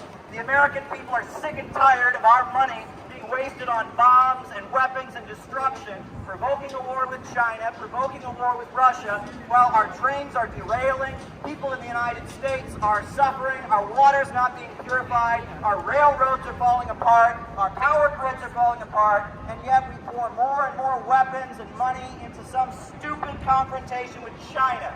China is not our enemy. Wall Street bankers are our enemy. No more provocations against China. China is not our enemy. China is not our enemy. China is not our enemy. China is not our enemy. Get out of our country. Stop trying to sell war in our country. Stop trying to sell war in our country. We don't want a new war with China. We love America and we don't want a new war with China. China is not our enemy. Stop trying to sell war. Get out of our country. Stop trying to sell war. China is not our enemy. I'm a patriotic American. I love my country and I don't want World War III. Yeah, that's what we did. We carried out an operation. The president or so-called president of Taiwan came to America to beg for more money, and we confronted her. We carried out an operation. That's why we exist, to carry out operations. We got shit to do. It is time to build an anti-imperialist organization in this country. And it is time to build an anti-imperialist organization that is not preaching hate, okay? Right? I got fired up against Tsai Ing-wen because I love my country, and I don't like trying to trick us into a new war for Wall Street on Taiwan. But, I'm not preaching hate, right? I am, and this is why we are moving beyond the word communism. We are moving beyond it. And look, I have wrangled over this because, look, I have been studying Marxism and socialism since I was a young man. I think I first cracked open the Communist Manifesto when I was 10 years old in 5th grade. I don't think I understood any of it, but I certainly cracked it open at that age. And, my understanding of economics is rooted in Lenin's theory of imperialism, in Marx's understanding of the tendency of the falling rate of profit, etc. Right? I feel like, Marxism and socialism is a really, really big part of what I believe in. And I'm not going to denounce or disavow that. But I want to say that the woke people have taken the evil from Marxism, and they've purified it, and they've concentrated it, and they've taken all the good and they've left it behind. And that's what the Frankfurt School is, and that's what Kamala Harris is. And that's basically what I say in my book, that communism and socialism has divided into two.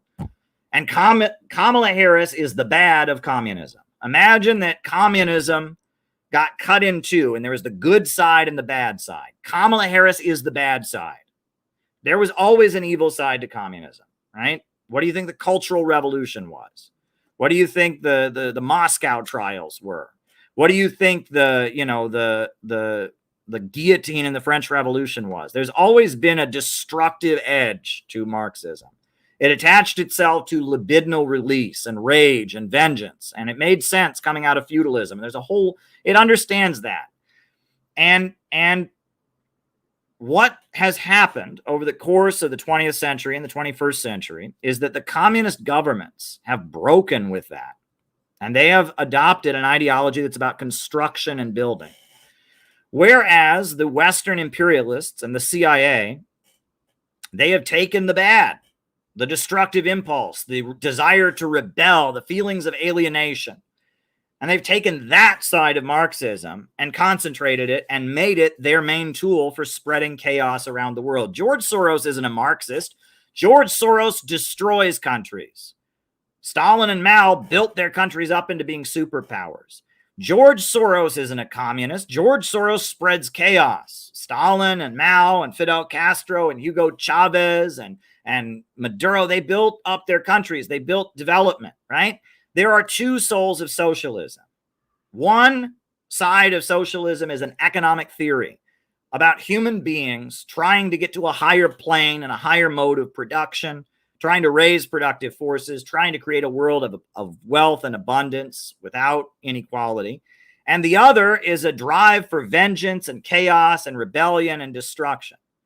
And Marxism has always had those two sides to it. It has always had those two sides. And the communist world has largely rejected the chaos side. And instead, they've embraced economic growth and they've rejected atheism. Maduro is a Christian. Daniel Ortega is a Christian. The leader of the Communist Party of the Soviet Union or of Russia, he is a Christian, right? And that the dialectical philosophy, let me just be real about this, right? The dialectical philosophy says that change only comes through confrontation.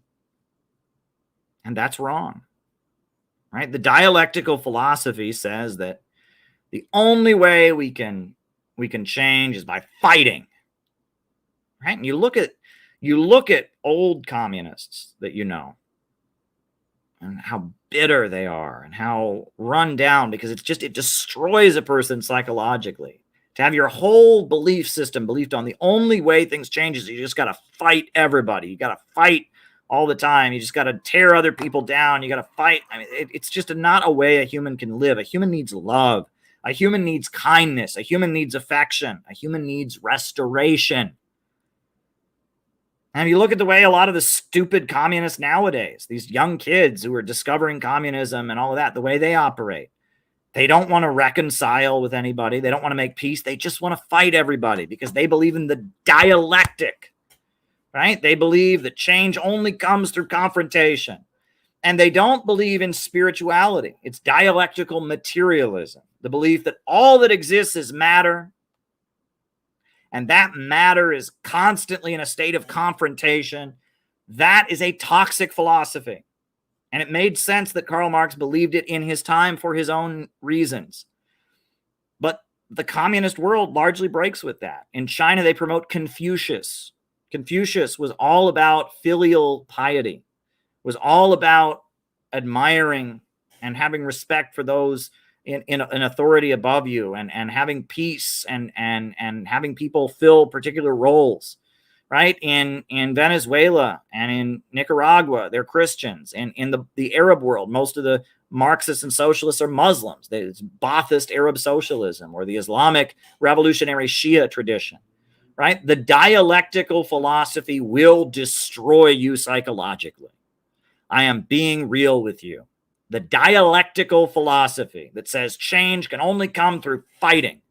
You look at the way certain people act right now, the toxic atmosphere that exists on social media with these communists, these people fighting over who gets to own the word communism. And what you see, what you are looking at is you are looking at the destruction of people. It will destroy you, right? And Stalin, you'll notice, in order to hold the Soviet Union together, he brought back the Russian Orthodox Church. And Stalin, the leader, the only person who could hold the Soviet Union together after the Russian Revolution, had gone to seminary school. And he brought back the Russian Orthodox Church. But right after Stalin died, what did Khrushchev do? He got up and he wrecked. Stalin, the guy who came before me, was a mass murderer. And he tore apart the people psychologically because he believed in the dialectic. Right? This idea that change only comes through confrontation and that there's no spirituality, there's no God, there's no higher power. It destroys people psychologically. And you can be a socialist and reject it. And most of the socialist and anti-imperialist world rejects it at this point. I'm telling you, in China, they're not raising those kids to tear things down and destroy. They tried that during the Cultural Revolution. Didn't work out too well. They're raising those kids. They give those kids a red scarf on their first day in school, and they say, that's your little piece of the Chinese flag. That stands for the blood of your ancestors who fought to build New China. Right? They're teaching them collectivism.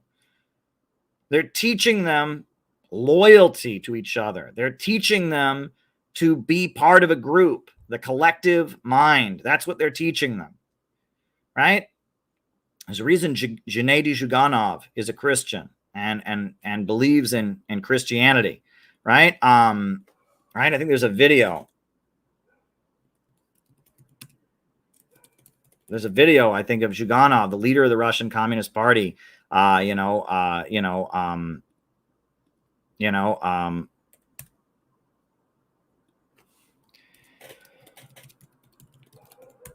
about why he's a Christian. I think if I can find that video, I'll show it on here, right? Because it's really, really important. It's really important. I'd like people to see, Zhuganov talking about his religious faith. Okay, well, if anyone can find that clip for me, I'll put it on. I can't seem to find it at the moment, but it's a very important clip. Right?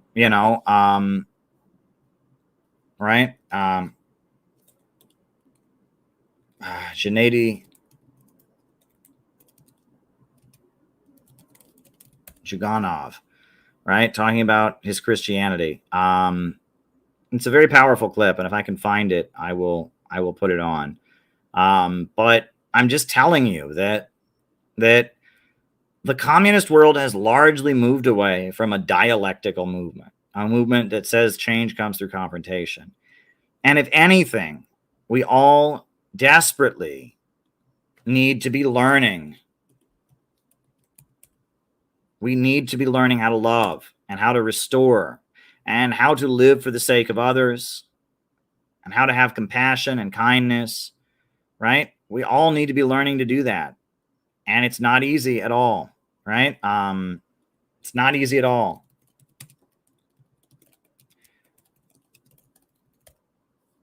Right? And it's hard, but I'm telling you, it's the only way. And that these communist organizations, these people, they just tear each other apart. They tear each other down, and that's all they know how to do. And the reason that that's all they know how to do is because of this philosophy.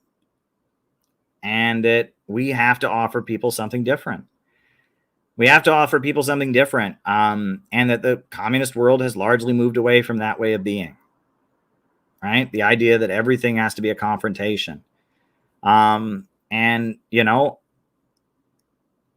I'm going to tell you, we in CPI, we are calling ourselves innovationists. And the reason we call ourselves innovationists, I've been explaining to people that, it used to be in America, if I said I was a communist, people would be, how could you possibly be such a thing? And I could tell them how I could possibly be such a thing. Well, that's not the case. Now, if I say I'm a communist, people think I have pink hair, that I'm obsessed with the transgender issue, and that I think all Republicans are Nazis. I'm not that, right? I am not a destructive person. I am not somebody who wants to tear people down for a living, right? I want to bring people together. I want to build community. And so if I say I'm a communist, I am immediately,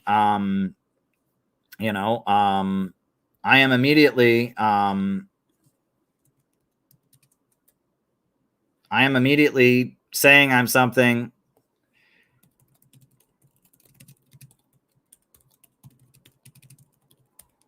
Right? I'm immediately saying I'm something that I'm not. Right? And Gabby has pink hair, and we love her for it. But so I will tell you what my beliefs are, and we're calling it innovationism. These beliefs, I think, are pretty standard to what communists believe around the world.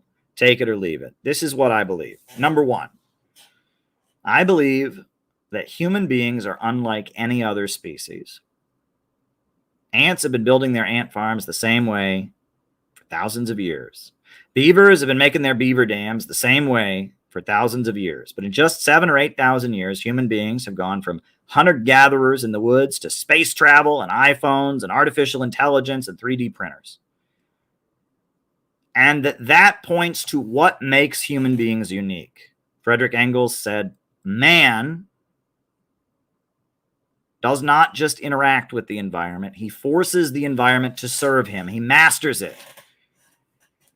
And that defines human beings. We have creative power. We are constantly reinventing our relationship with nature and forcing nature to serve us in a more efficient way, right? And what does the book of Genesis say? The book of Genesis in the Bible talks about it. It's not just Frederick Engels. Frederick Engels says that defines humanity, right? That humans are the only species that makes the environment serve them. But what does the Bible say? Right? The Christian Bible says the exact same thing. Be fruitful and multiply and fill the earth. Right? Right? Genesis 1:28. Be fruitful and increase in number and fill the earth and subdue it. Man masters it, right? That's what, we as human beings, we have the ability to expand our life expectancy, to expand our living conditions, to expand our population. We constantly reinvent our relationship with nature, and we do it in a more efficient way. We have something close to what our Creator has, close to what God has. God is the creator of all things, and we have creativity, unlike all other species. No other species has creativity. But we have it. We have a spark of godliness within us. We have a soul. This is what Plato was talking about. If you read the Phaedo, the account of the death of Socrates, he talks about the soul being separated from the body. It's one of the most poetic pieces I've ever read. Go and read Plato's Phaedo. Go forth and make music. It is one of the most beautiful pieces. Socrates is awaiting death. He's going to be forced to drink poison and die. And as he's waiting the death penalty, he's lecturing his students about how he's looking forward to the fact that his soul will separate from his body, right? And that the body holds back the soul, right? And that there's a struggle between our bodily animalistic desires and our soul, our higher nature. Right. And Plato is saying that when he dies, his body will be destroyed, but his soul will keep going. Right. He's saying that there is a spiritual side to humanity. We have a spirit. Right. It's a beautiful dialogue, the Plato Phaedo. Right. And if you look at it, that's what he's pointing to. Human beings have a spark of creative power. And Frederick Engels knew this. He said, we force the environment to serve us. We master it. The Christian Bible says it. Be fruitful and multiply and subdue the earth. And, Plato knew it, that we human beings have a spiritual creativity. We have a spark of godlike creative power. We have the ability to create and reinvent. We are creative species.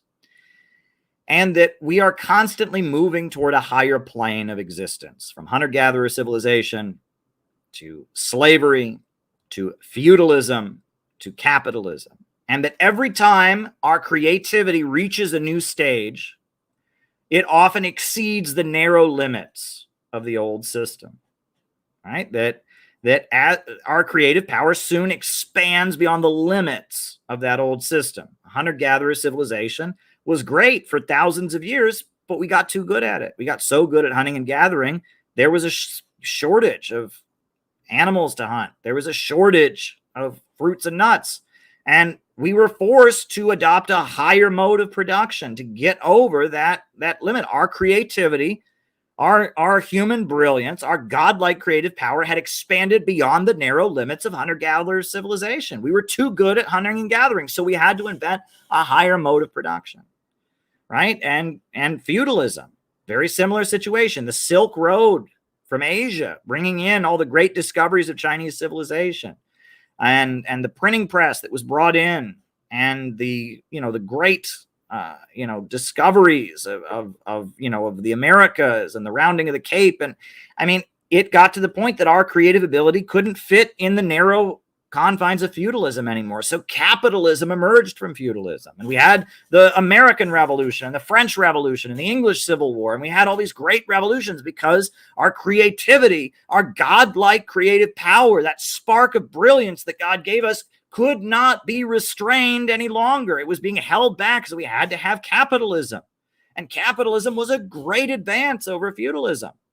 We don't think capitalism was bad. It was better than feudalism. It was an advance over feudalism. It was a higher mode.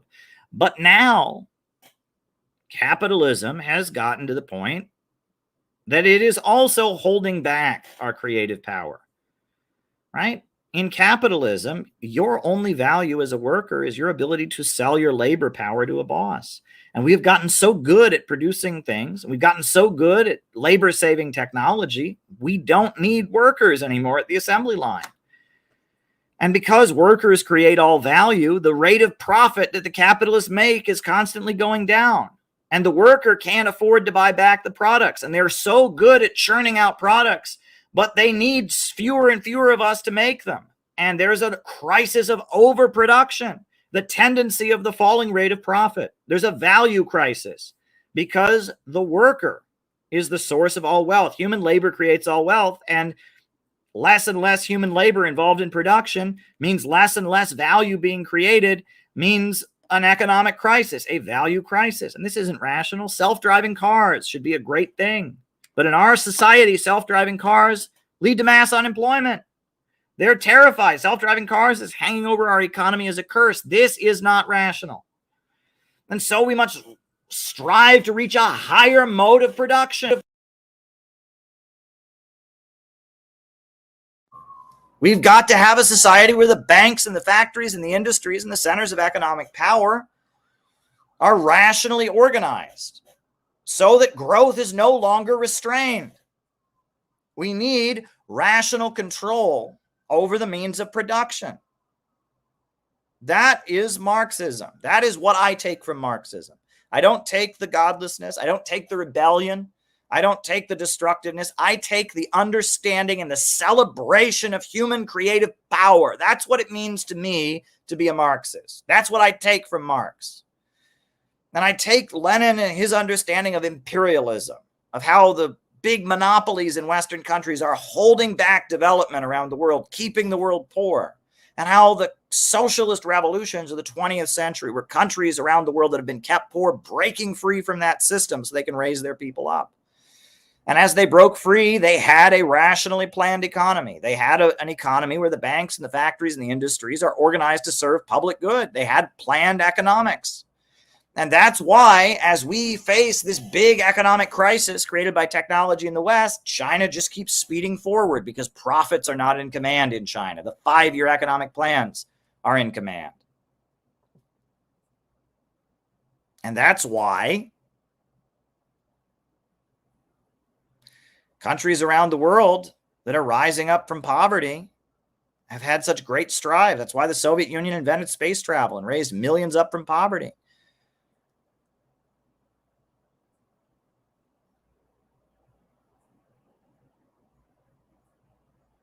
I'm telling you, folks, Marxism is a celebration of human creative power. It's a celebration of what is godlike about us. But it recognizes some key things. And so I take what is good from Marxism. I take the celebration of human creativity. I take historical progress. I take the need to overcome the inherent irrationality of capitalism, the need to reject imperialism, to have a society where the banks and the factories and the industries serve the interests of public good and not the profits of a wealthy few. That is what I take from Marxism, Leninism, and from socialism. That's what I take from it. And I'm for that. And because I take that good and I don't take the bad, I must refer to what I believe in as a unique name because it doesn't line up. And so as an innovationist, a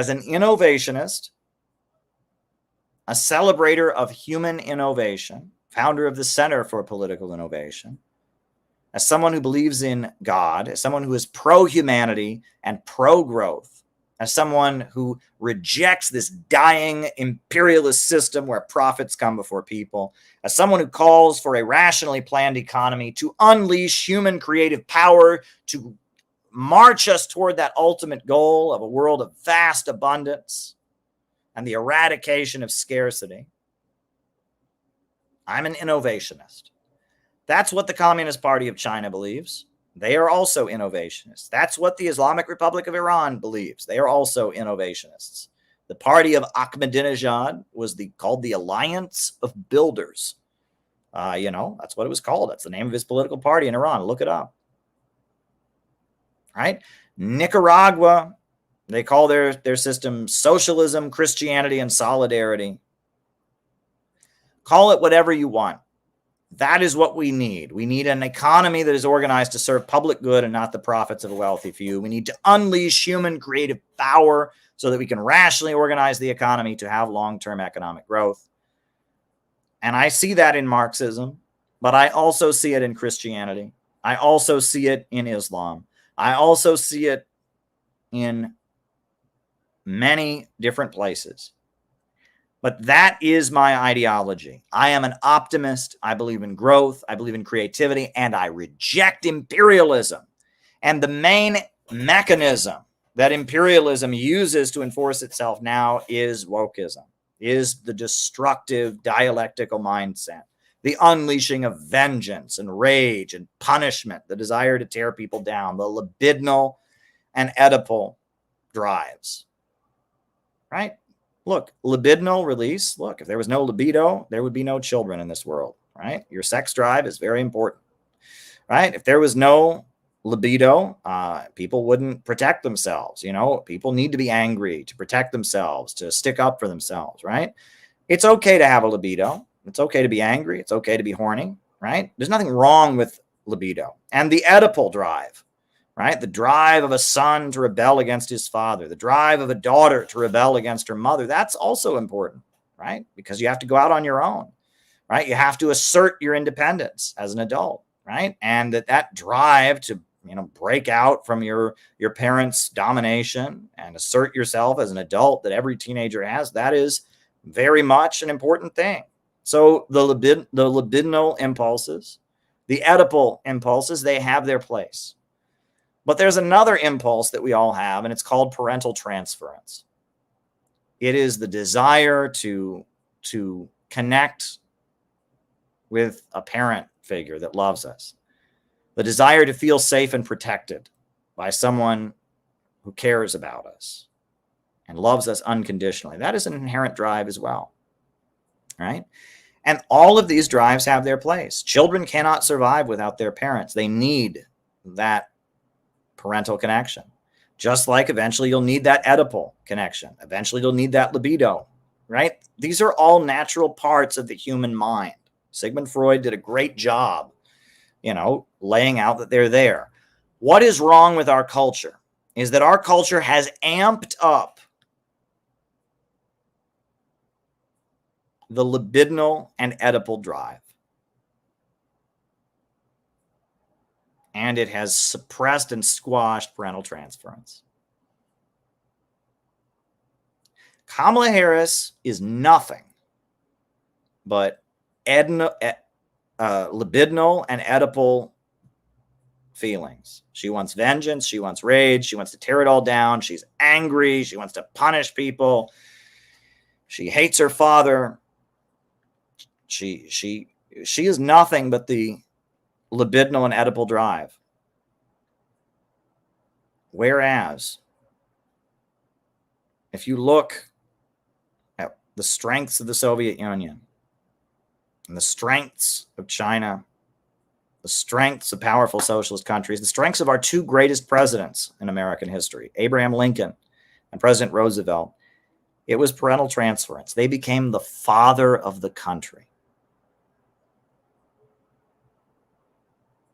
Caring for us, mobilizing us to do great things, saying, yes, we can.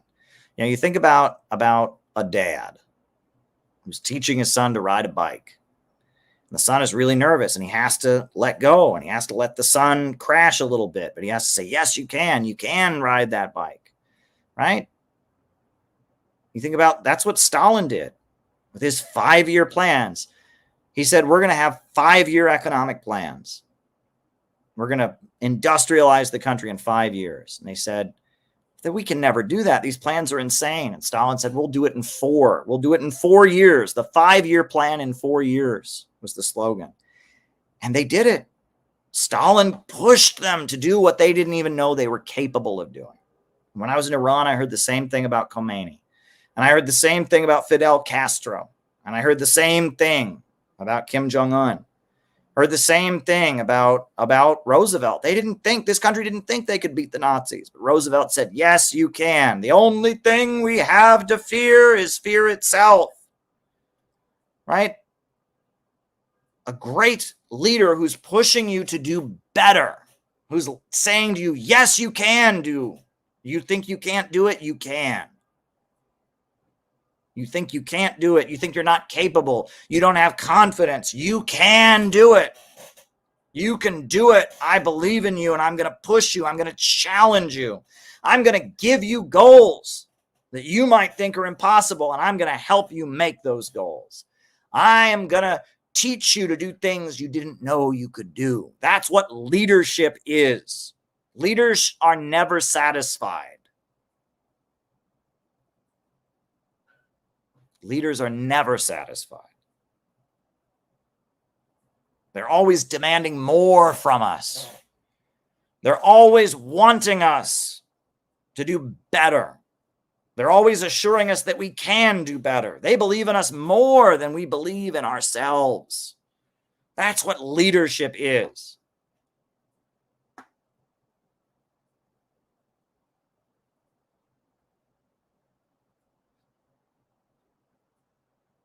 And that is what our country is longing for. Maybe in the past we emphasized parental transference too much, but nowadays it's all Oedipal impulses. It's all libidinal impulses, and there's no parental transference. There's no leadership. There's nothing to believe in. There's no one challenging people. There's no one pushing people to do better. And because of that, we are in a world of hurt as our society. People don't have anything to believe in. People are dying on our streets. Our country is literally coming apart. Our political system, look, there's no loyalty. No one has any loyalty to the United States or to anything. Leaders are putting Kamala's putting Tulsi on the terrorism list.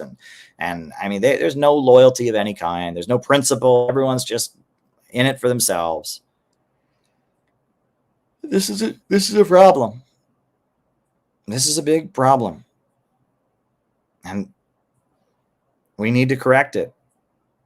And we at the Center for Political Innovation are trying to do our little part to rescue this country spiritually, economically, politically, to reignite that innovationist spark within all human beings. That is what we are doing. We are anti-imperialist because imperialism is destroying our country. We are the true patriots. We are advocates of a planned economy. We are advocates of a society where the needs of the people come first. That's what we are. We are innovationists, right? And I guess that's what I wanted to communicate to you all tonight.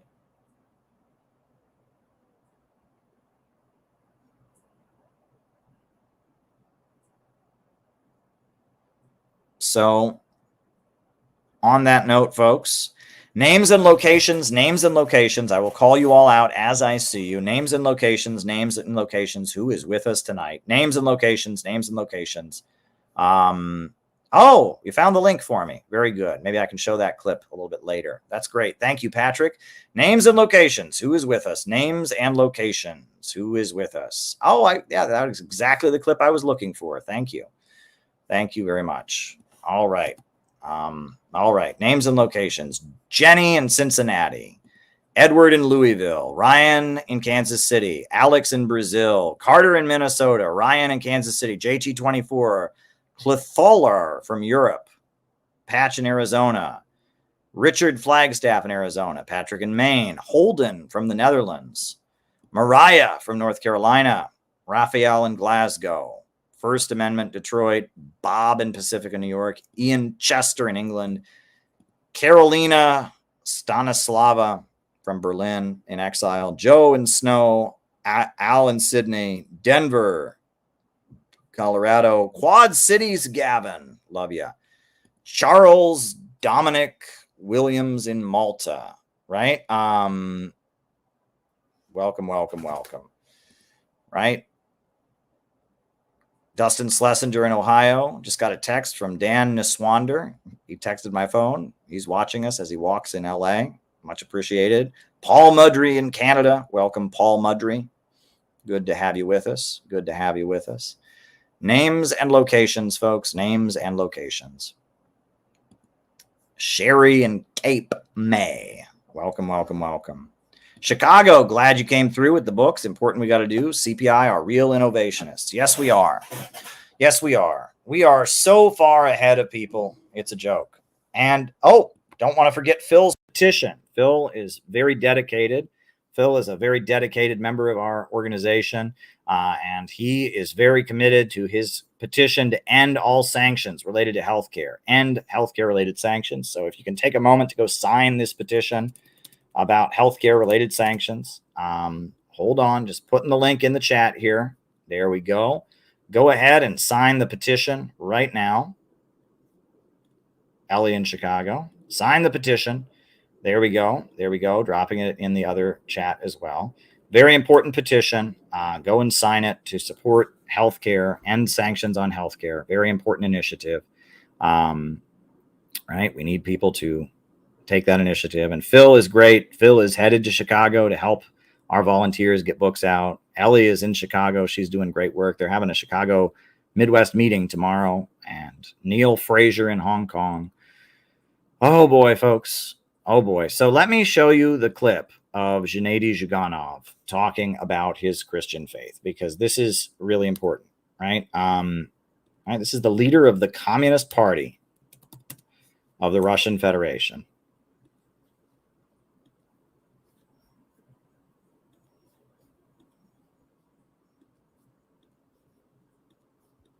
All right.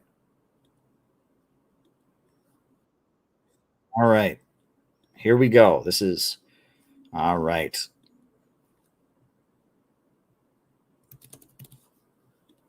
Hold on. This is a recent clip of the prominent leader of the Russian Communist Party, Gennady Zyuganov, attending a Russian Orthodox church service and talking about his faith. Here we go. Спасибо. Многое лето. Дай Бог здоровья. Я вообще не представляю человека без веры, без любви, без справедливости. Для меня люди без веры – это перекати поле. Но у меня вера более сложная, серьезное понятие. Но многие скажут, верующий коммунист нонсенс. Нет, никакого нонсенса. Я изучал все религиозные трактаты. Я изучал Библию, изучал Коран, изучал Тору и Бхагавад-гиту, основы индуизма. Я положил Нагорную проповедь Иисуса Христа, его 10 заповедей, и рядом моральный кодекс коммунизма. Один в один. Смысл советской власти был в том, чтобы попытаться справедливое Царство Небесное построить на земле.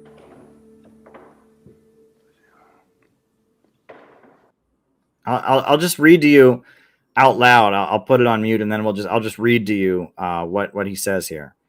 Right? He says, I've studied all the religious treatises. I studied the Bible. I studied the Quran, the Torah, and the Bhagavad Gita of the Hinduism. I put the Sermon on the Mount of Jesus Christ, his 10 commandments, next to the moral code builder of communism, 1-to-1. He says the point of Soviet power was to try and build a just kingdom of heaven on earth. Yeah.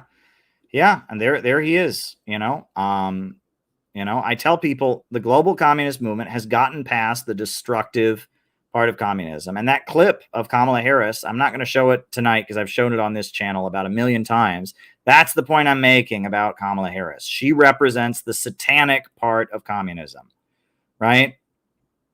She represents communism without a planned economy, without optimism, without growth, just the God killing, just the vengeance, just the rage at the Father, just the desire to punish and harm and destroy. Kamala Harris is communism without all the good stuff. And we're communism without all the bad stuff, right? And that's what the global communist world is gradually becoming.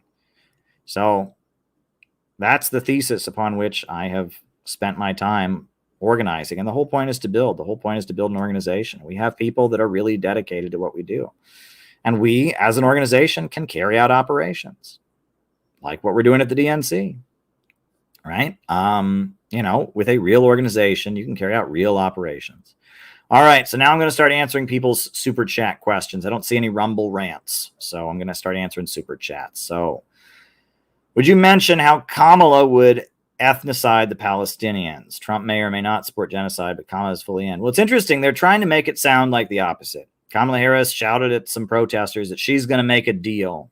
She'll make a deal for a ceasefire. Well, what people don't seem to realize is that Kamala Harris is already in office. She's the vice president, and Joe Biden is out to lunch. So if Kamala Harris was going to make a deal for a ceasefire, there's no reason we have to wait until after the election. She could do it right now. She's the vice president, and Joe Biden is cuckoo for Cocoa Puffs, right? So I interviewed on this channel, and I will link it because it's rather important. I interviewed Paul LaRudy. And Paul LaRudy is a guy who was at one point the U.S. ambassador to Saudi Arabia.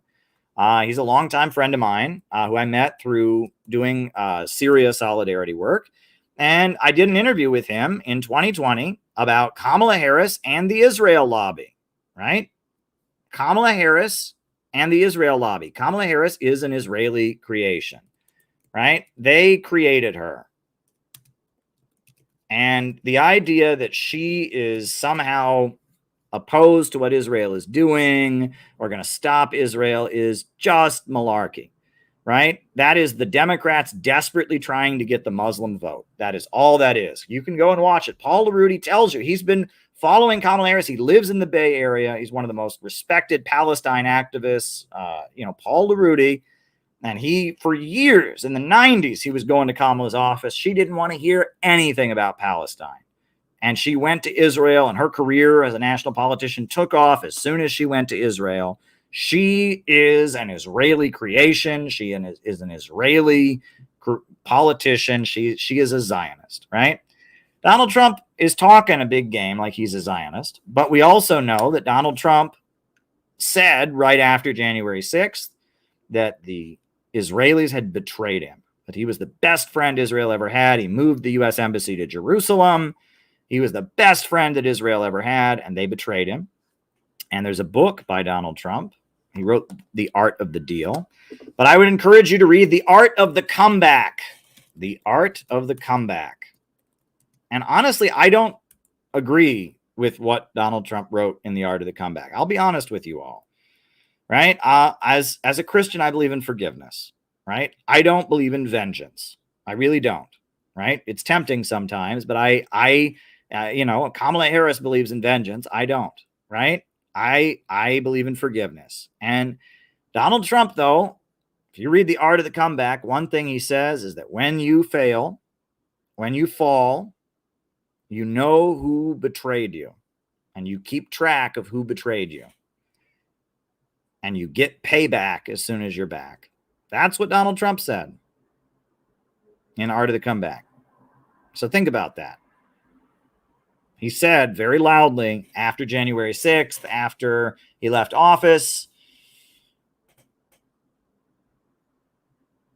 that Israel betrayed him. And he says in The Art of the Comeback, get payback on those who betrayed you. And he says Israel betrayed him. So I think there's a good chance that Donald Trump, who was an ultra pro-Israel president, when Netanyahu stabbed him in the back, etc., I think there's a good chance that Donald Trump back in office may get some payback on Israel. That would match what he wrote in his book, The Art of the Comeback. I mean, if I can dream. I mean, what bothers me, I guess, look, Trump could very well, based on what Trump is saying now, he could very well become an awful pro-Israel Zionist president, right? I mean, that's what he's saying right now. He's saying pro-Israel stuff that's awful, okay?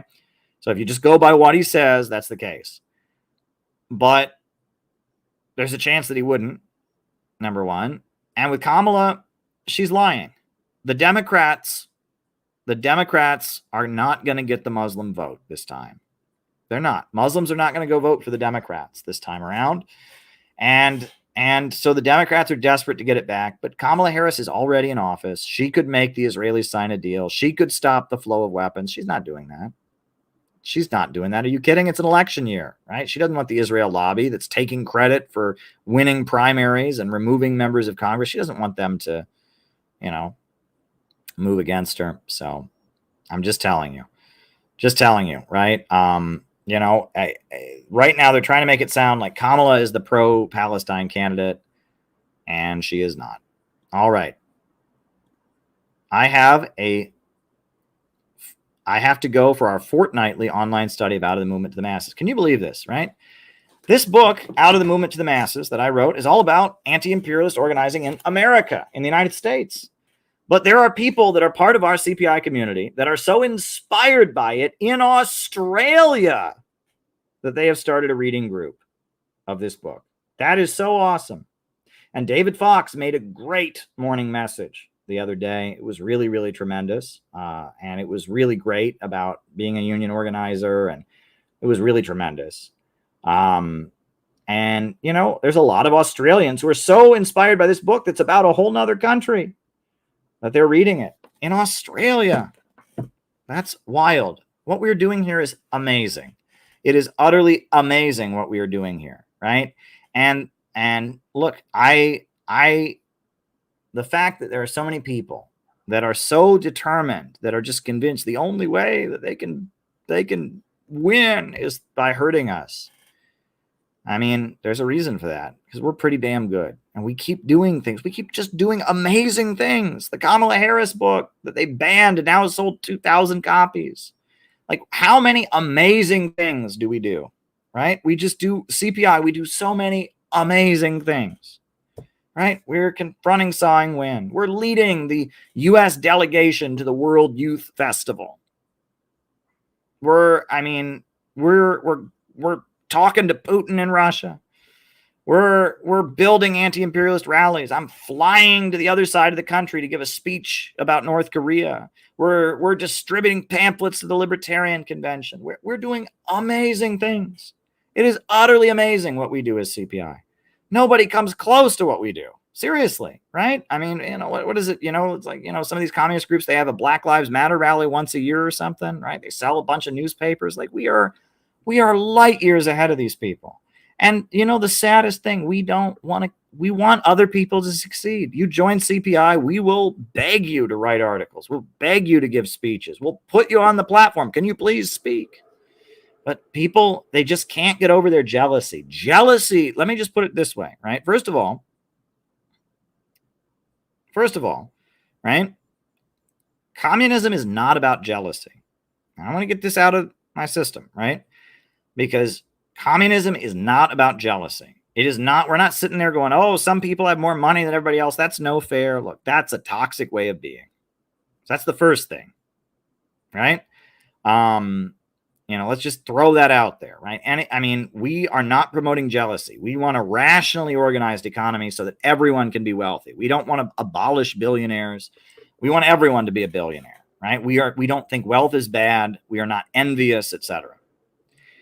Jealousy is always based on a scarcity mindset. Always. If you are ever feeling jealous, let me throw this out there. If you are ever feeling jealous, it's because you have a scarcity mindset. So you assume that there's only so much out there. There's only so much out there. And so what this person has comes at your expense. There's not, they have it and you don't. And as long as you have a scarcity mindset, there's going to be jealousy, there's going to be resentment, there's going to be rivalry, you're always going to be competitive. If you think the pie is only this big, the only way your slice can get bigger is if you cut into someone else's. It's a scarcity mindset. However, communism, innovationism says the pie can be this big. The pie is infinitely big. The pie is growing. There is no limit to growth. So you don't have to compete, you can create. You don't have to compete, you can create. And if you have the mindset of you don't have to compete, you can create, you don't have to step on other people to get ahead. You don't have to steal from somebody else and smear somebody else and put somebody else down in order to get ahead. Right? That's a scarcity mindset. That's a poverty mindset. Right? If you got $10 and your neighbor has 20, and instead of thinking about how you can go find a new job so that you can have $40, you're thinking, how can that neighbor of mine, he's got $20. You are always going to be in a world of hurt. Right? That you have to think different if you want to succeed. You have to think like someone who wants to succeed. That's what you have to do. There's a change in mindset that is necessary. Go and read Wallace Wattles. Right? Go and read The Science of Getting Rich. Go and read The Science of Being Great. Go and read his two great books about Jesus and the life of Jesus. Wallace Wattles was a friend of Eugene Debs, the great American socialist and anti-war activist. And he was a socialist, but he was the father of New Thought. And he said, don't compete, create. Right? I'm telling you, socialist New Thought. That stuff is really, really powerful. Right? Yeah. So, there you go. There you go. All righty. What do you think of J.D. Vance's Veep? I've said what I've said about him. I don't trust him.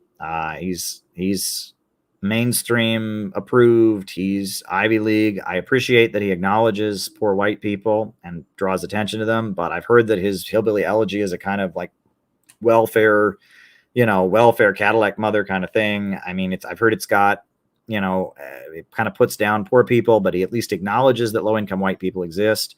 Joe Biden, he has that awful quote. He said, poor kids are just as smart as white kids, right? That's a racist thing to say, but what is he really saying there? He says he believes that one can't be low income and be white, right? That low income, poor kids are by definition black and brown. That's not true. I went to school with kids who grew up in trailers. I will never forget when I was a kid, there were these kids at my school who every day they wore religious shirts. Every day they wore shirts that had religious slogans on them. And I would get very annoyed with them because they were annoying, kind of hokey slogans. One kid had a shirt, caution, God at work, do not proceed without a Bible. Another kid, anyway, I could mention them. They were very annoying. But I look back on that now and I realized I was being a little bit of a jerk by getting annoyed with them, because the reason that they were wearing religious shirts every day is because those were the only clothes they had. Their parents could get those shirts for free at the local church, right? And that there are poor people out there who happen to be white. obviously the rate of poverty is higher in communities of color, and it doesn't hurt us in any way to acknowledge that, to acknowledge the legacy of slavery and colonialism, and you know, communities of color obviously have higher rates of poverty. So, you know, but there are low-income people of color, and J.D. Vance has made his career talking about that and drawing attention to that. And I appreciate that on some level, because Joe Biden thinks poor white people don't exist. So, and I have met endless numbers of woke activists who have told me that poor white people don't exist, right? That no white person has ever been poor. White people deserve to be poorer, so they know what it's like to be black. You know, I used to work with this scumbag called Imani Henry. He was in the Workers' World Party when I was with him. He's not a communist in any conceivable way. Now he just runs some liberal NGO. That guy literally believes that there's never been a poor white person in existence. In his mind, all white people are rich and privileged, and he was just unbelievable to deal with, right? And it was always drama, and it was always, he was just an awful person to deal with, right? And, Imani Henry. And I sat through endless amounts of, no white person had ever suffered. No white person had ever been poor. No white person had ever had any hardship. And it's that kind of thing, right? Look, a lot of poor white people are racist. And that's, and that's really fucked up and awful. But part of the reason for that is that no one has told them that they're allowed to discuss their oppression from a class sense. No one has ever said that, hey, you live under capitalism and our country is ruled by a group of rich people and you're a worker. You're oppressed as a worker. No one's ever given them permission to see themselves as oppressed as a worker. They've only ever had permission to see themselves oppressed in a racial sense, and they're white, so they're supposed to be privileged. And they look at the trailer they live in, and they look at, the way they got screwed over by the VA, or the way the shitty school their kids go to, or their relatives who are in prison, and they say, hey, buddy, how am I privileged? And they get very resentful of it, because no one has ever acknowledged that one cannot be racially oppressed, but one can be oppressed in a class sense. But class is, you're a class reductionist if you mention that, right? According to BreadTube, if you acknowledge that any white person has ever suffered, or that economics exists and economic oppression exists, you're an evil racist, right? And that's how the woke left thinks, right? They think class organizing is a crime. That's what I spoke with Jimmy Dore. That's what we talked about when I spoke with Jimmy Dore. Do I have that clip? I think I might have that clip. Do I have that clip of me with Jimmy Dore? The first time I went on Jimmy Dore, we talked about that, right? The first time. Hold on. Let me see. Let me find that clip, because it's a good one. It's one of the best parts of our conversation. I will. Here we go. All right. So I will show, first of all, an epic rant from Jimmy Dore about this issue. And then I think I have. Okay. So this is an epic rant that Jimmy Dore did. This is not me on Jimmy Dore. This is Jimmy Dore with Tucker Carlson. But yeah, let me see. And then I will find the clip of me with Jimmy Dore talking about this issue. So let's put on just this epic rant from Jimmy about that. Here we go. This is Jimmy just saying what needs to be said. On him that when he talks about white supremacy, the majority of people in America who are poor are white. And if you're going to try to lecture coal miners about white supremacy, it's going to fall flat.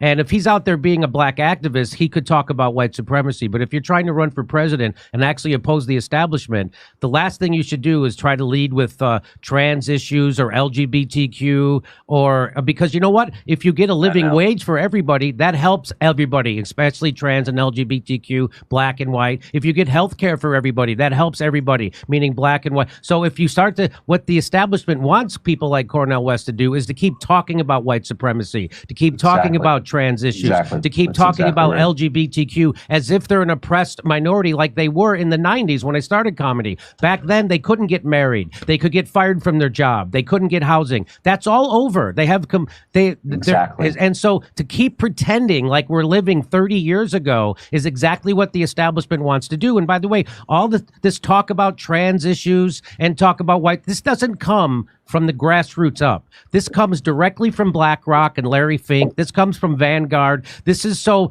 the most murderous companies who are raping the planet can shroud themselves in an air of virtue. And how do they do it? They do it by trans issues and LGBTQ and white supremacy and inclusion and equity and all that stuff. And that's there to keep us divided, because the only thing that scares the establishment is when people from the left and the right realize they have more in common that divides us, and they have shared enemy, and that shared enemy is the oligarchy. That's the only thing that scares them. And so if they can keep us talking about race, and if they can keep us talking about gender and ethnicity, that's a gift to them, because it keeps everybody divided. Would you?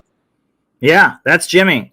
Jimmy gets it, right? And I've got the clip of me discussing that concept with him downloading. Just had to download it from the other YouTube channel. It's downloading. Clip is downloading, but we'll keep answering questions. Gala, thank you. Thank you, Gala. I am really, really glad that you are supporting me and having a good weekend. And, you know, super chats are great, folks. They help me pay my bills and they help support the work that I do, etc. We appreciate it, Gala, and you are a beloved member of our community. And we just, look, I mean, we just keep going. We just keep going. I wrote an article about those 3 alternative results for the elections. And I pointed out that, look, the amount of stupid maneuvers against our organization is massive. And I am not going to give up, right? We had a meetup in New York City. There was an older guy who was a communist activist, longtime activist in New York City. And he was there at the meeting, and I asked him what he thought of the meeting. He said, Caleb, I admire the fact that you just keep going. You are just so determined. You are not going to give up. And that's right. I am not going to give up. I am not going to give up. I'm going to keep going, right? And I just keep going. I do not back down from this, right? And I am 36 years old, folks. In December, I am going to be 37 years old, believe it or not, and I just don't stop. I am committed to opposing war. I am committed to opposing imperialism. I am committed to fighting for jobs and healthcare and education and building an anti-imperialist community. And I have evolved and I have learned a lot over the years, but I am not giving up, right? And I'm just not going to give up.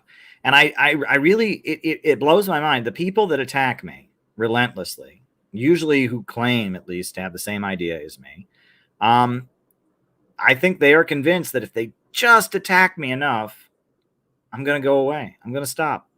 No, I'm not. No, I'm not. And also, I will add, part of what keeps me going is that I am never satisfied. I deal with people. I deal with people who, can be difficult to work with in different ways. There are different ways that people can be difficult. I am a million years. I heard this one, and this one blew my mind. When is it going to be enough for you, Caleb? And I said, I'm sorry. Excuse me. When is it going to be enough for you? Oh, we have a big conference. Oh, we have an event. When is it going to be enough? Oh, excuse me. I mean, you think I'm just going to give up? Right? I mean, it was weird. It's like these people thought they were like, buying me a Christmas present or something by engaging in activism. Like, no, as long as the struggle continues, I'm going to be committed to building the group. I'm going to be committed to organizing and all of that. I'm not like, oh, when will it be enough for you? Well, and I mean, that is beyond me, right? Look, I'm not in this. That one blew my mind. I never in a million years, but look, this is my life. This is what I do. I am an anti-imperialist. I am an anti-imperialist organizer, writer, speaker. This is what I do. I want to do more anti-imperialist organizing and writing and speaking and all of that. And I never in a million years, but I guess that's what certain people thought this was. They thought they were, my mom giving me a Christmas package. And it's like, well, you want more. You always want more. It's not a Christmas package for me. It's, trying to build this movement, and if you have a suggestion about how we could do it different, I'm open to it. But if your suggestion is, when will it be enough for you? Can't we just not grow? I mean, I ain't got time for that shit. I ain't got time for that, you know?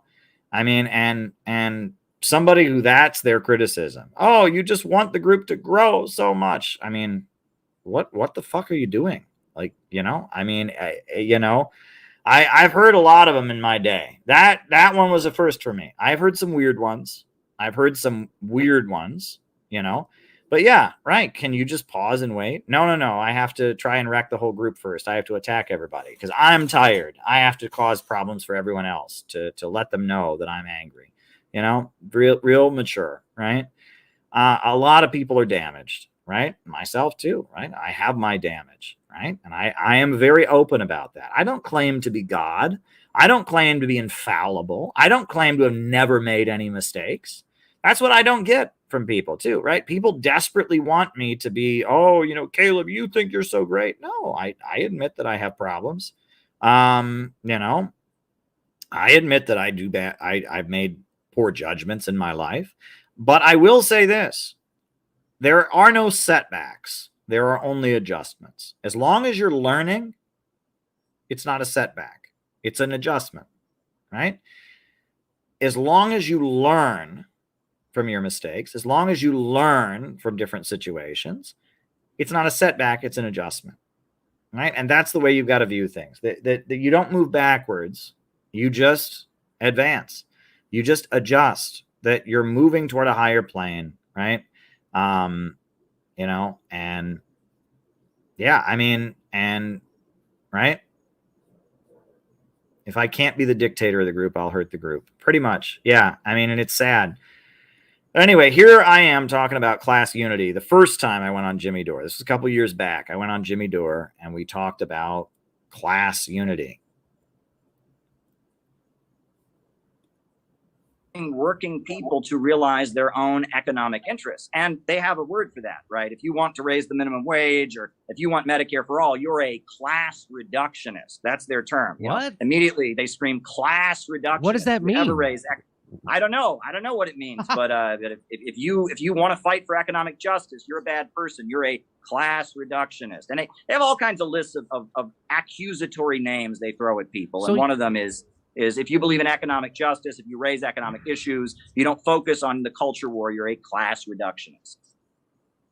That is that's well, what I enjoy telling people is that when you hear people who say they're on the left in the United States and they say things like, oh, we have to organize along class lines, right? We have to organize. You'll even hear the knuckleheads at TYT say this thing.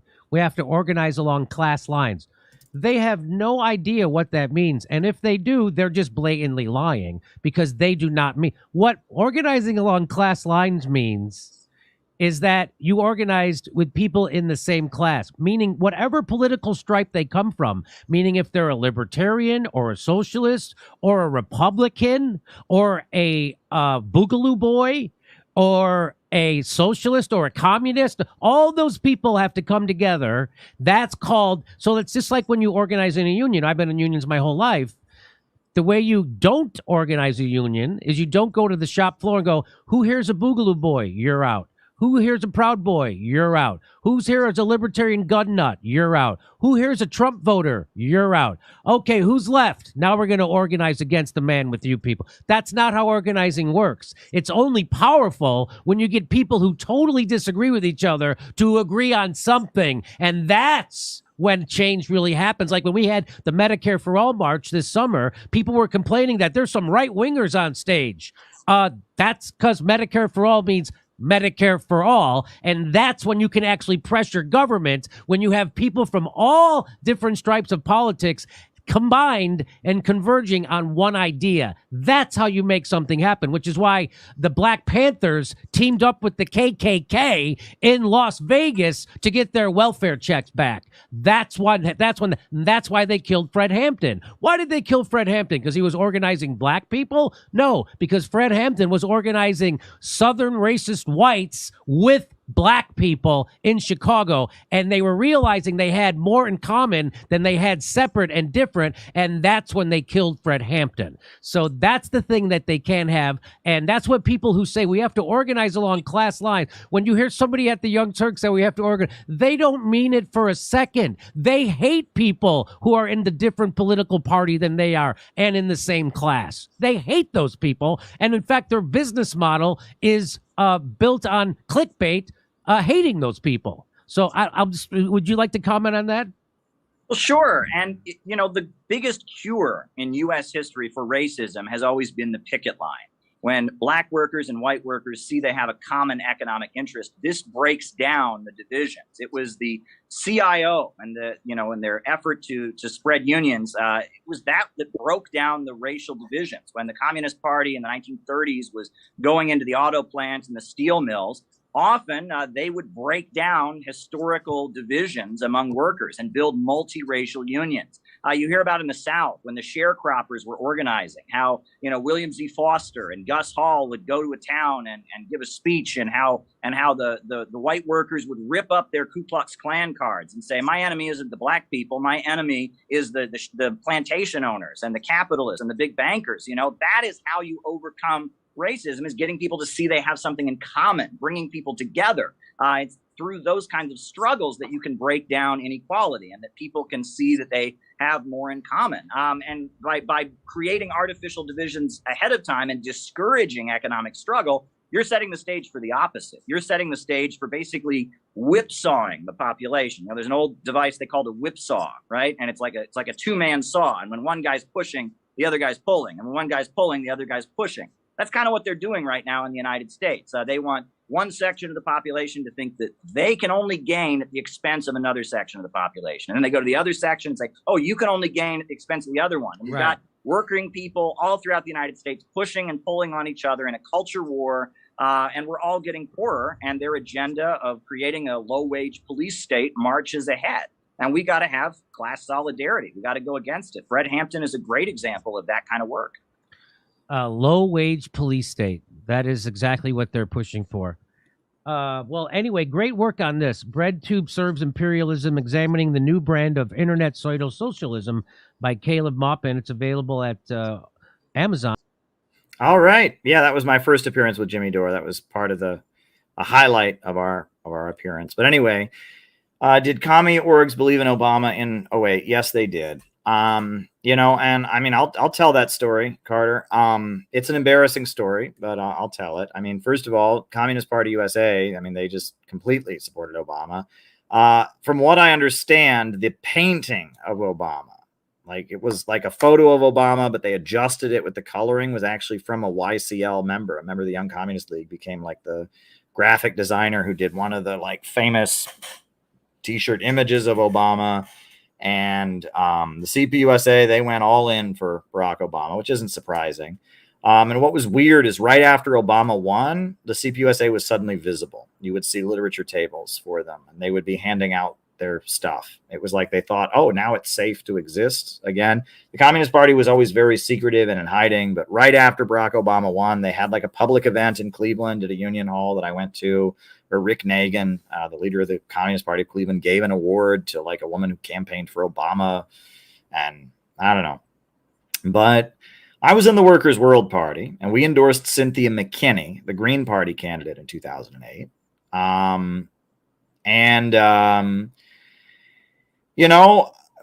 We, though, had this orientation of don't criticize Obama. Right. And the rule was, oh, you can't criticize Obama because it just means so much to black people that he's been elected. It just is such an important thing for the black community. You can't criticize Obama. And I mean, we officially supported the Green Party in 2008. But this orientation of don't criticize Obama, I mean, it was one thing. I mean, I can understand a little bit of sensitivity, but we should have been honest about who he was. And then when the Tea Party got going, this was our biggest mistake. The Tea Party was the right-wing protest movement against Obama. We just called it racist. And there was no attempt to engage with those people.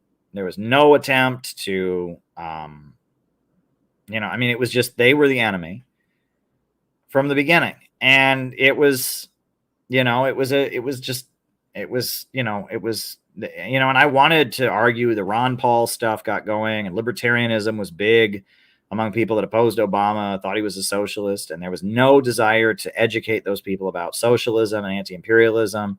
It was all just, they're all just a bunch of racists. They're all racist. We got to defend Obama from the Tea Party. It was a huge mistake. And that affected the anti-war movement, because Alex Jones supported Gaddafi during the Arab Spring.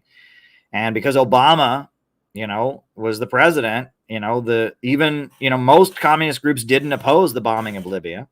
But among those who did, it was weak. I mean, I say that in my introduction to the Green Book. And that's why the first book the Center for Political Innovation ever published was the Green Book, because I'm furious. I am still angry with how Sarah Flounders and the Workers' World Party betrayed Gaddafi. Right. You know, I mean, it was most of the communist groups didn't do anything to support Libya. Our group kind of supported Libya, but it did so in a very half-assed way. While they published articles in their paper saying that Gaddafi was a bourgeois nationalist and not a real socialist, and they just bent over backwards to, you know, to go along with anti-Gaddafi narratives. The most prosperous country in Africa was destroyed, and the reason that our defense of Libya was so weak was because of the fact that Obama was president. And it was like, oh, the Democrats, we don't want to offend. I mean, it was what happened. And Alex Jones did a much better job of defending Gaddafi than any communist did. Minister Farrakhan did a great mobilization, the Millions March in Harlem, to support Gaddafi. But, you know, it was awful. I'm still angry about it, right? The Libyan war, you know, I mean, can we wrap our minds around what happened? The most prosperous country in Africa was a socialist country led by Gaddafi, and it was bombed and destroyed, and now it's in chaos, and people are drowning in the Mediterranean. It's 2011 was well over 10 years ago. It's been 13 years since then, but the country still hasn't even recovered. What the United States did in Libya was criminal on so many levels. And, you know, all these communist groups, well, Obama was president. And so, you know, even the communist groups that opposed it did it in a weak way. And that is just absolutely criminal. It is absolutely criminal. And I am beyond furious about it, right? Ramsey Clark, you know, he supported Gaddafi. Cynthia McKinney, the congresswoman who's been on this YouTube channel before she went to Libya, she supported Gaddafi. But, I mean, it was bad. You know, I mean, what Obama did in Libya was abominable. And, you know, I mean, yeah. And a lot of the Tea Party people were smart enough to see through it. They said, hey, Obama, you know, Gaddafi's building an independent African currency that's against the Federal Reserve or whatever. They were confused about why, but they saw Gaddafi as an anti-imperialist.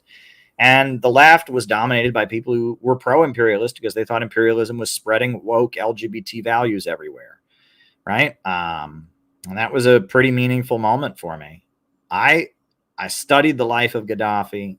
I admired Gaddafi. I studied the Green Book, the socialist, you know, manifesto that Gaddafi wrote, his Green Book, which is a beautiful book of Islamic socialism.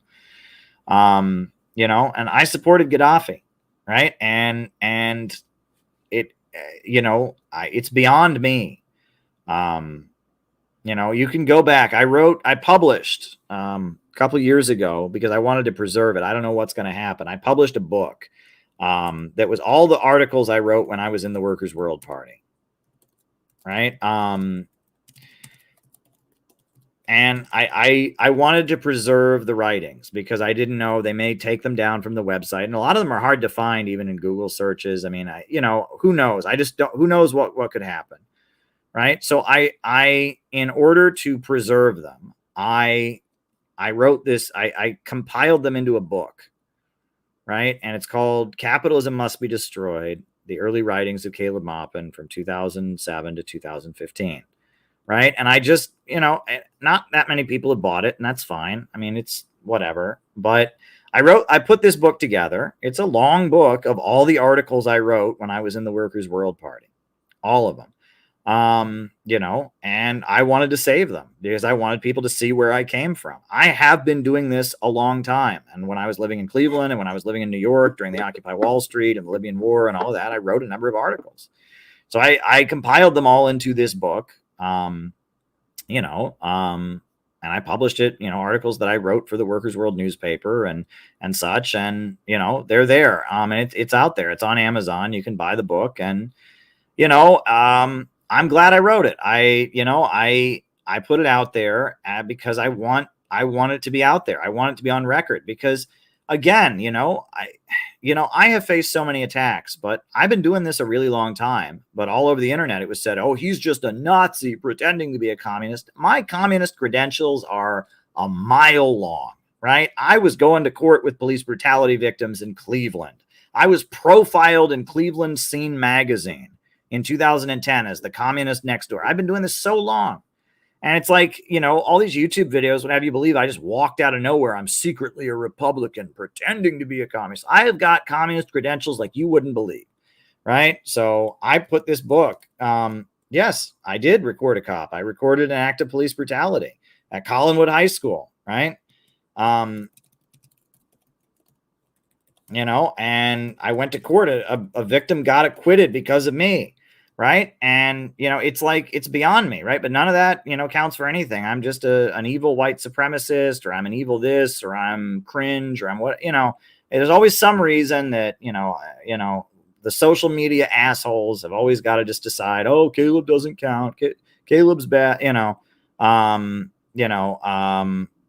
not letting me share the link. Right. You may need to share the link another way. Well, that's great. That's just great. All right. Well, it's on Amazon. That's the title of it. I tried to share the article, the link to buy the book, but there you go. I saved it. And if you read it, you can read all the stuff I wrote during Occupy Wall Street. You can read all the stuff I wrote during the Libyan War. I wrote an agitational article called Wall Street Cuts and the Global Class War about the war in Libya that I thought, you know, really made the point. I worked really, really hard to write in a way that could speak to people, an agitational way. You know, the first day of Occupy Wall Street, you know, well, anyway, it's a lot, but yeah, I wrote a lot. And, you know, during the Obama administration, Obama completely confused leftists, completely confused them. And, this orientation that's left over from the Cold War, the Democrats are always better. I mean, that's not true anymore. Right. And it was starting to not be true. You know, even before Trump, I remember when Mitt Romney was running for president. Do you remember the speech of Clint Eastwood to the empty chair in 2012 at the Democratic Convention? Clint Eastwood gave a speech to an empty chair. Like, the empty chair was Obama, and he was talking to Obama. And it was like Obama was sitting in the empty chair, and you were supposed to imagine Obama. And, you know, it was a weird speech, and it was just kind of, you know, Obama, I don't think you're a good president. But there were like two moments in that speech that made me go, huh. One moment in the speech, we said, you know, Clint Eastwood's up there and he says, now, Mr. Obama, I remember that a lot of Americans were crying when you got elected. Well, I just started crying when I heard about all the Americans who don't have jobs now. You know, hey, there you go. Right. And that got an applause line. And then the other line he said in his speech, he said, you know, Obama, you said that you were against the Iraq war and that war was wrong. And why, you also said you were against the war in Afghanistan and that war was wrong. Well, you also said that the war in Afghanistan, well, that war was good and we should stay there. Well, I don't think we should stay in Afghanistan either. I think we should bring those troops home now. Again, those two lines got a huge amount of applause from Republicans. Right? He's mad at Obama because people don't have jobs, wanting to bring the troops home now. I thought, wait a second, these are Republicans, right? Right? You know, it used to be the Republican Party said, support our troops. And if you don't support military wars, you're a traitor. You need to move to another country. And the Republican Party used to also be the party, if you don't have a job, it's because you're lazy. Pull yourself up by your bootstraps. Well, starting during the Obama years, it started to not be that kind of party. And with Trump, I mean, things are really changing. It's complicated, right? You know, I am much more sympathetic to Republicans than I've ever been, but my beliefs haven't changed. I mean, you know, I'm much more off-put and critical of the LGBT thing than I ever thought I would be. You know, I always sympathized with LGBT people. I was against bullying. I thought people, you know, it's none of my business. People have the right to be who they are. But, you know, things have changed so much that it's, you know, it's not like it used to be. Right. And so maybe my attitude on that, I used to be all about, I was in the pro LGBT group at my college, and I was, you know, but I'm at the point where it's like LGBT is being used to spread wars, and LGBT is, you know, demanded on everybody. And, you know, if you're friendly to a country like Iran that is not into that, oh my God, you're a bad person. I mean, it's pretty nuts. Right. You know, and, you know, so, you know, maybe I'm not as excited about the LGBT thing as I was at one point, you know, and look, I mean, part of it is I healed, right, from a lot of my rage and resentment. I was a very angry young man at one point, you know, and I got over a lot of my anger. I made peace with myself, and I came to terms with a lot of my past, and I rediscovered my connection and my relationship with God. I grew up in a lot of ways, right? That happens, and it's a good thing, right? You know, and, you know, I look, that rage that defines the dialectical philosophy, that vengeance, that tear it down, burn it down, that will destroy you psychologically. And I am so thankful that God freed me from that I didn't just keep being that hateful, resentful, anger-filled person that I was. Do I get angry from time to time? Sure. Do I get frustrated? Sure. You know, but you can't live that way. You have to have peace on some level. And, you know, I realize that we need a movement. What this country needs more than anything right now is a movement, not an online thing, not a book that's been published. I write a lot of books, but that's not going to make the difference. We need a movement. We need a movement. We need a movement. We need a movement. We need a movement. We need a movement. We need a movement. And that's what we need. So, you know, I am dedicated to building a movement. That's what I'm dedicated to doing. So there we go. All right. Well, I'm going to put on the closing music. Thanks, everybody. We'll be back. Hopefully tomorrow night. Oh, tune in tomorrow, because all day I'll have debates, right? All my debates. I have 14 hours of debates that'll be premiering on this channel. So enjoy them. That's going to be wild. All day tomorrow, there'll be debates. All the debates I've done over the years will be premiering all day tomorrow. So just stop by and watch the premieres of the various debates that I've done over the years. Should be fun. New upsurge in the struggle against U.S. imperialism is now emerging throughout the world. Ever since World War II, U.S. imperialism and its followers have been continuously launching wars of aggression. But the people of various countries have been continuously waging revolutionary wars to defeat their aggression. And while the danger of a new world war still exists, and the people of all countries must get prepared, revolution is the main trend in the world today.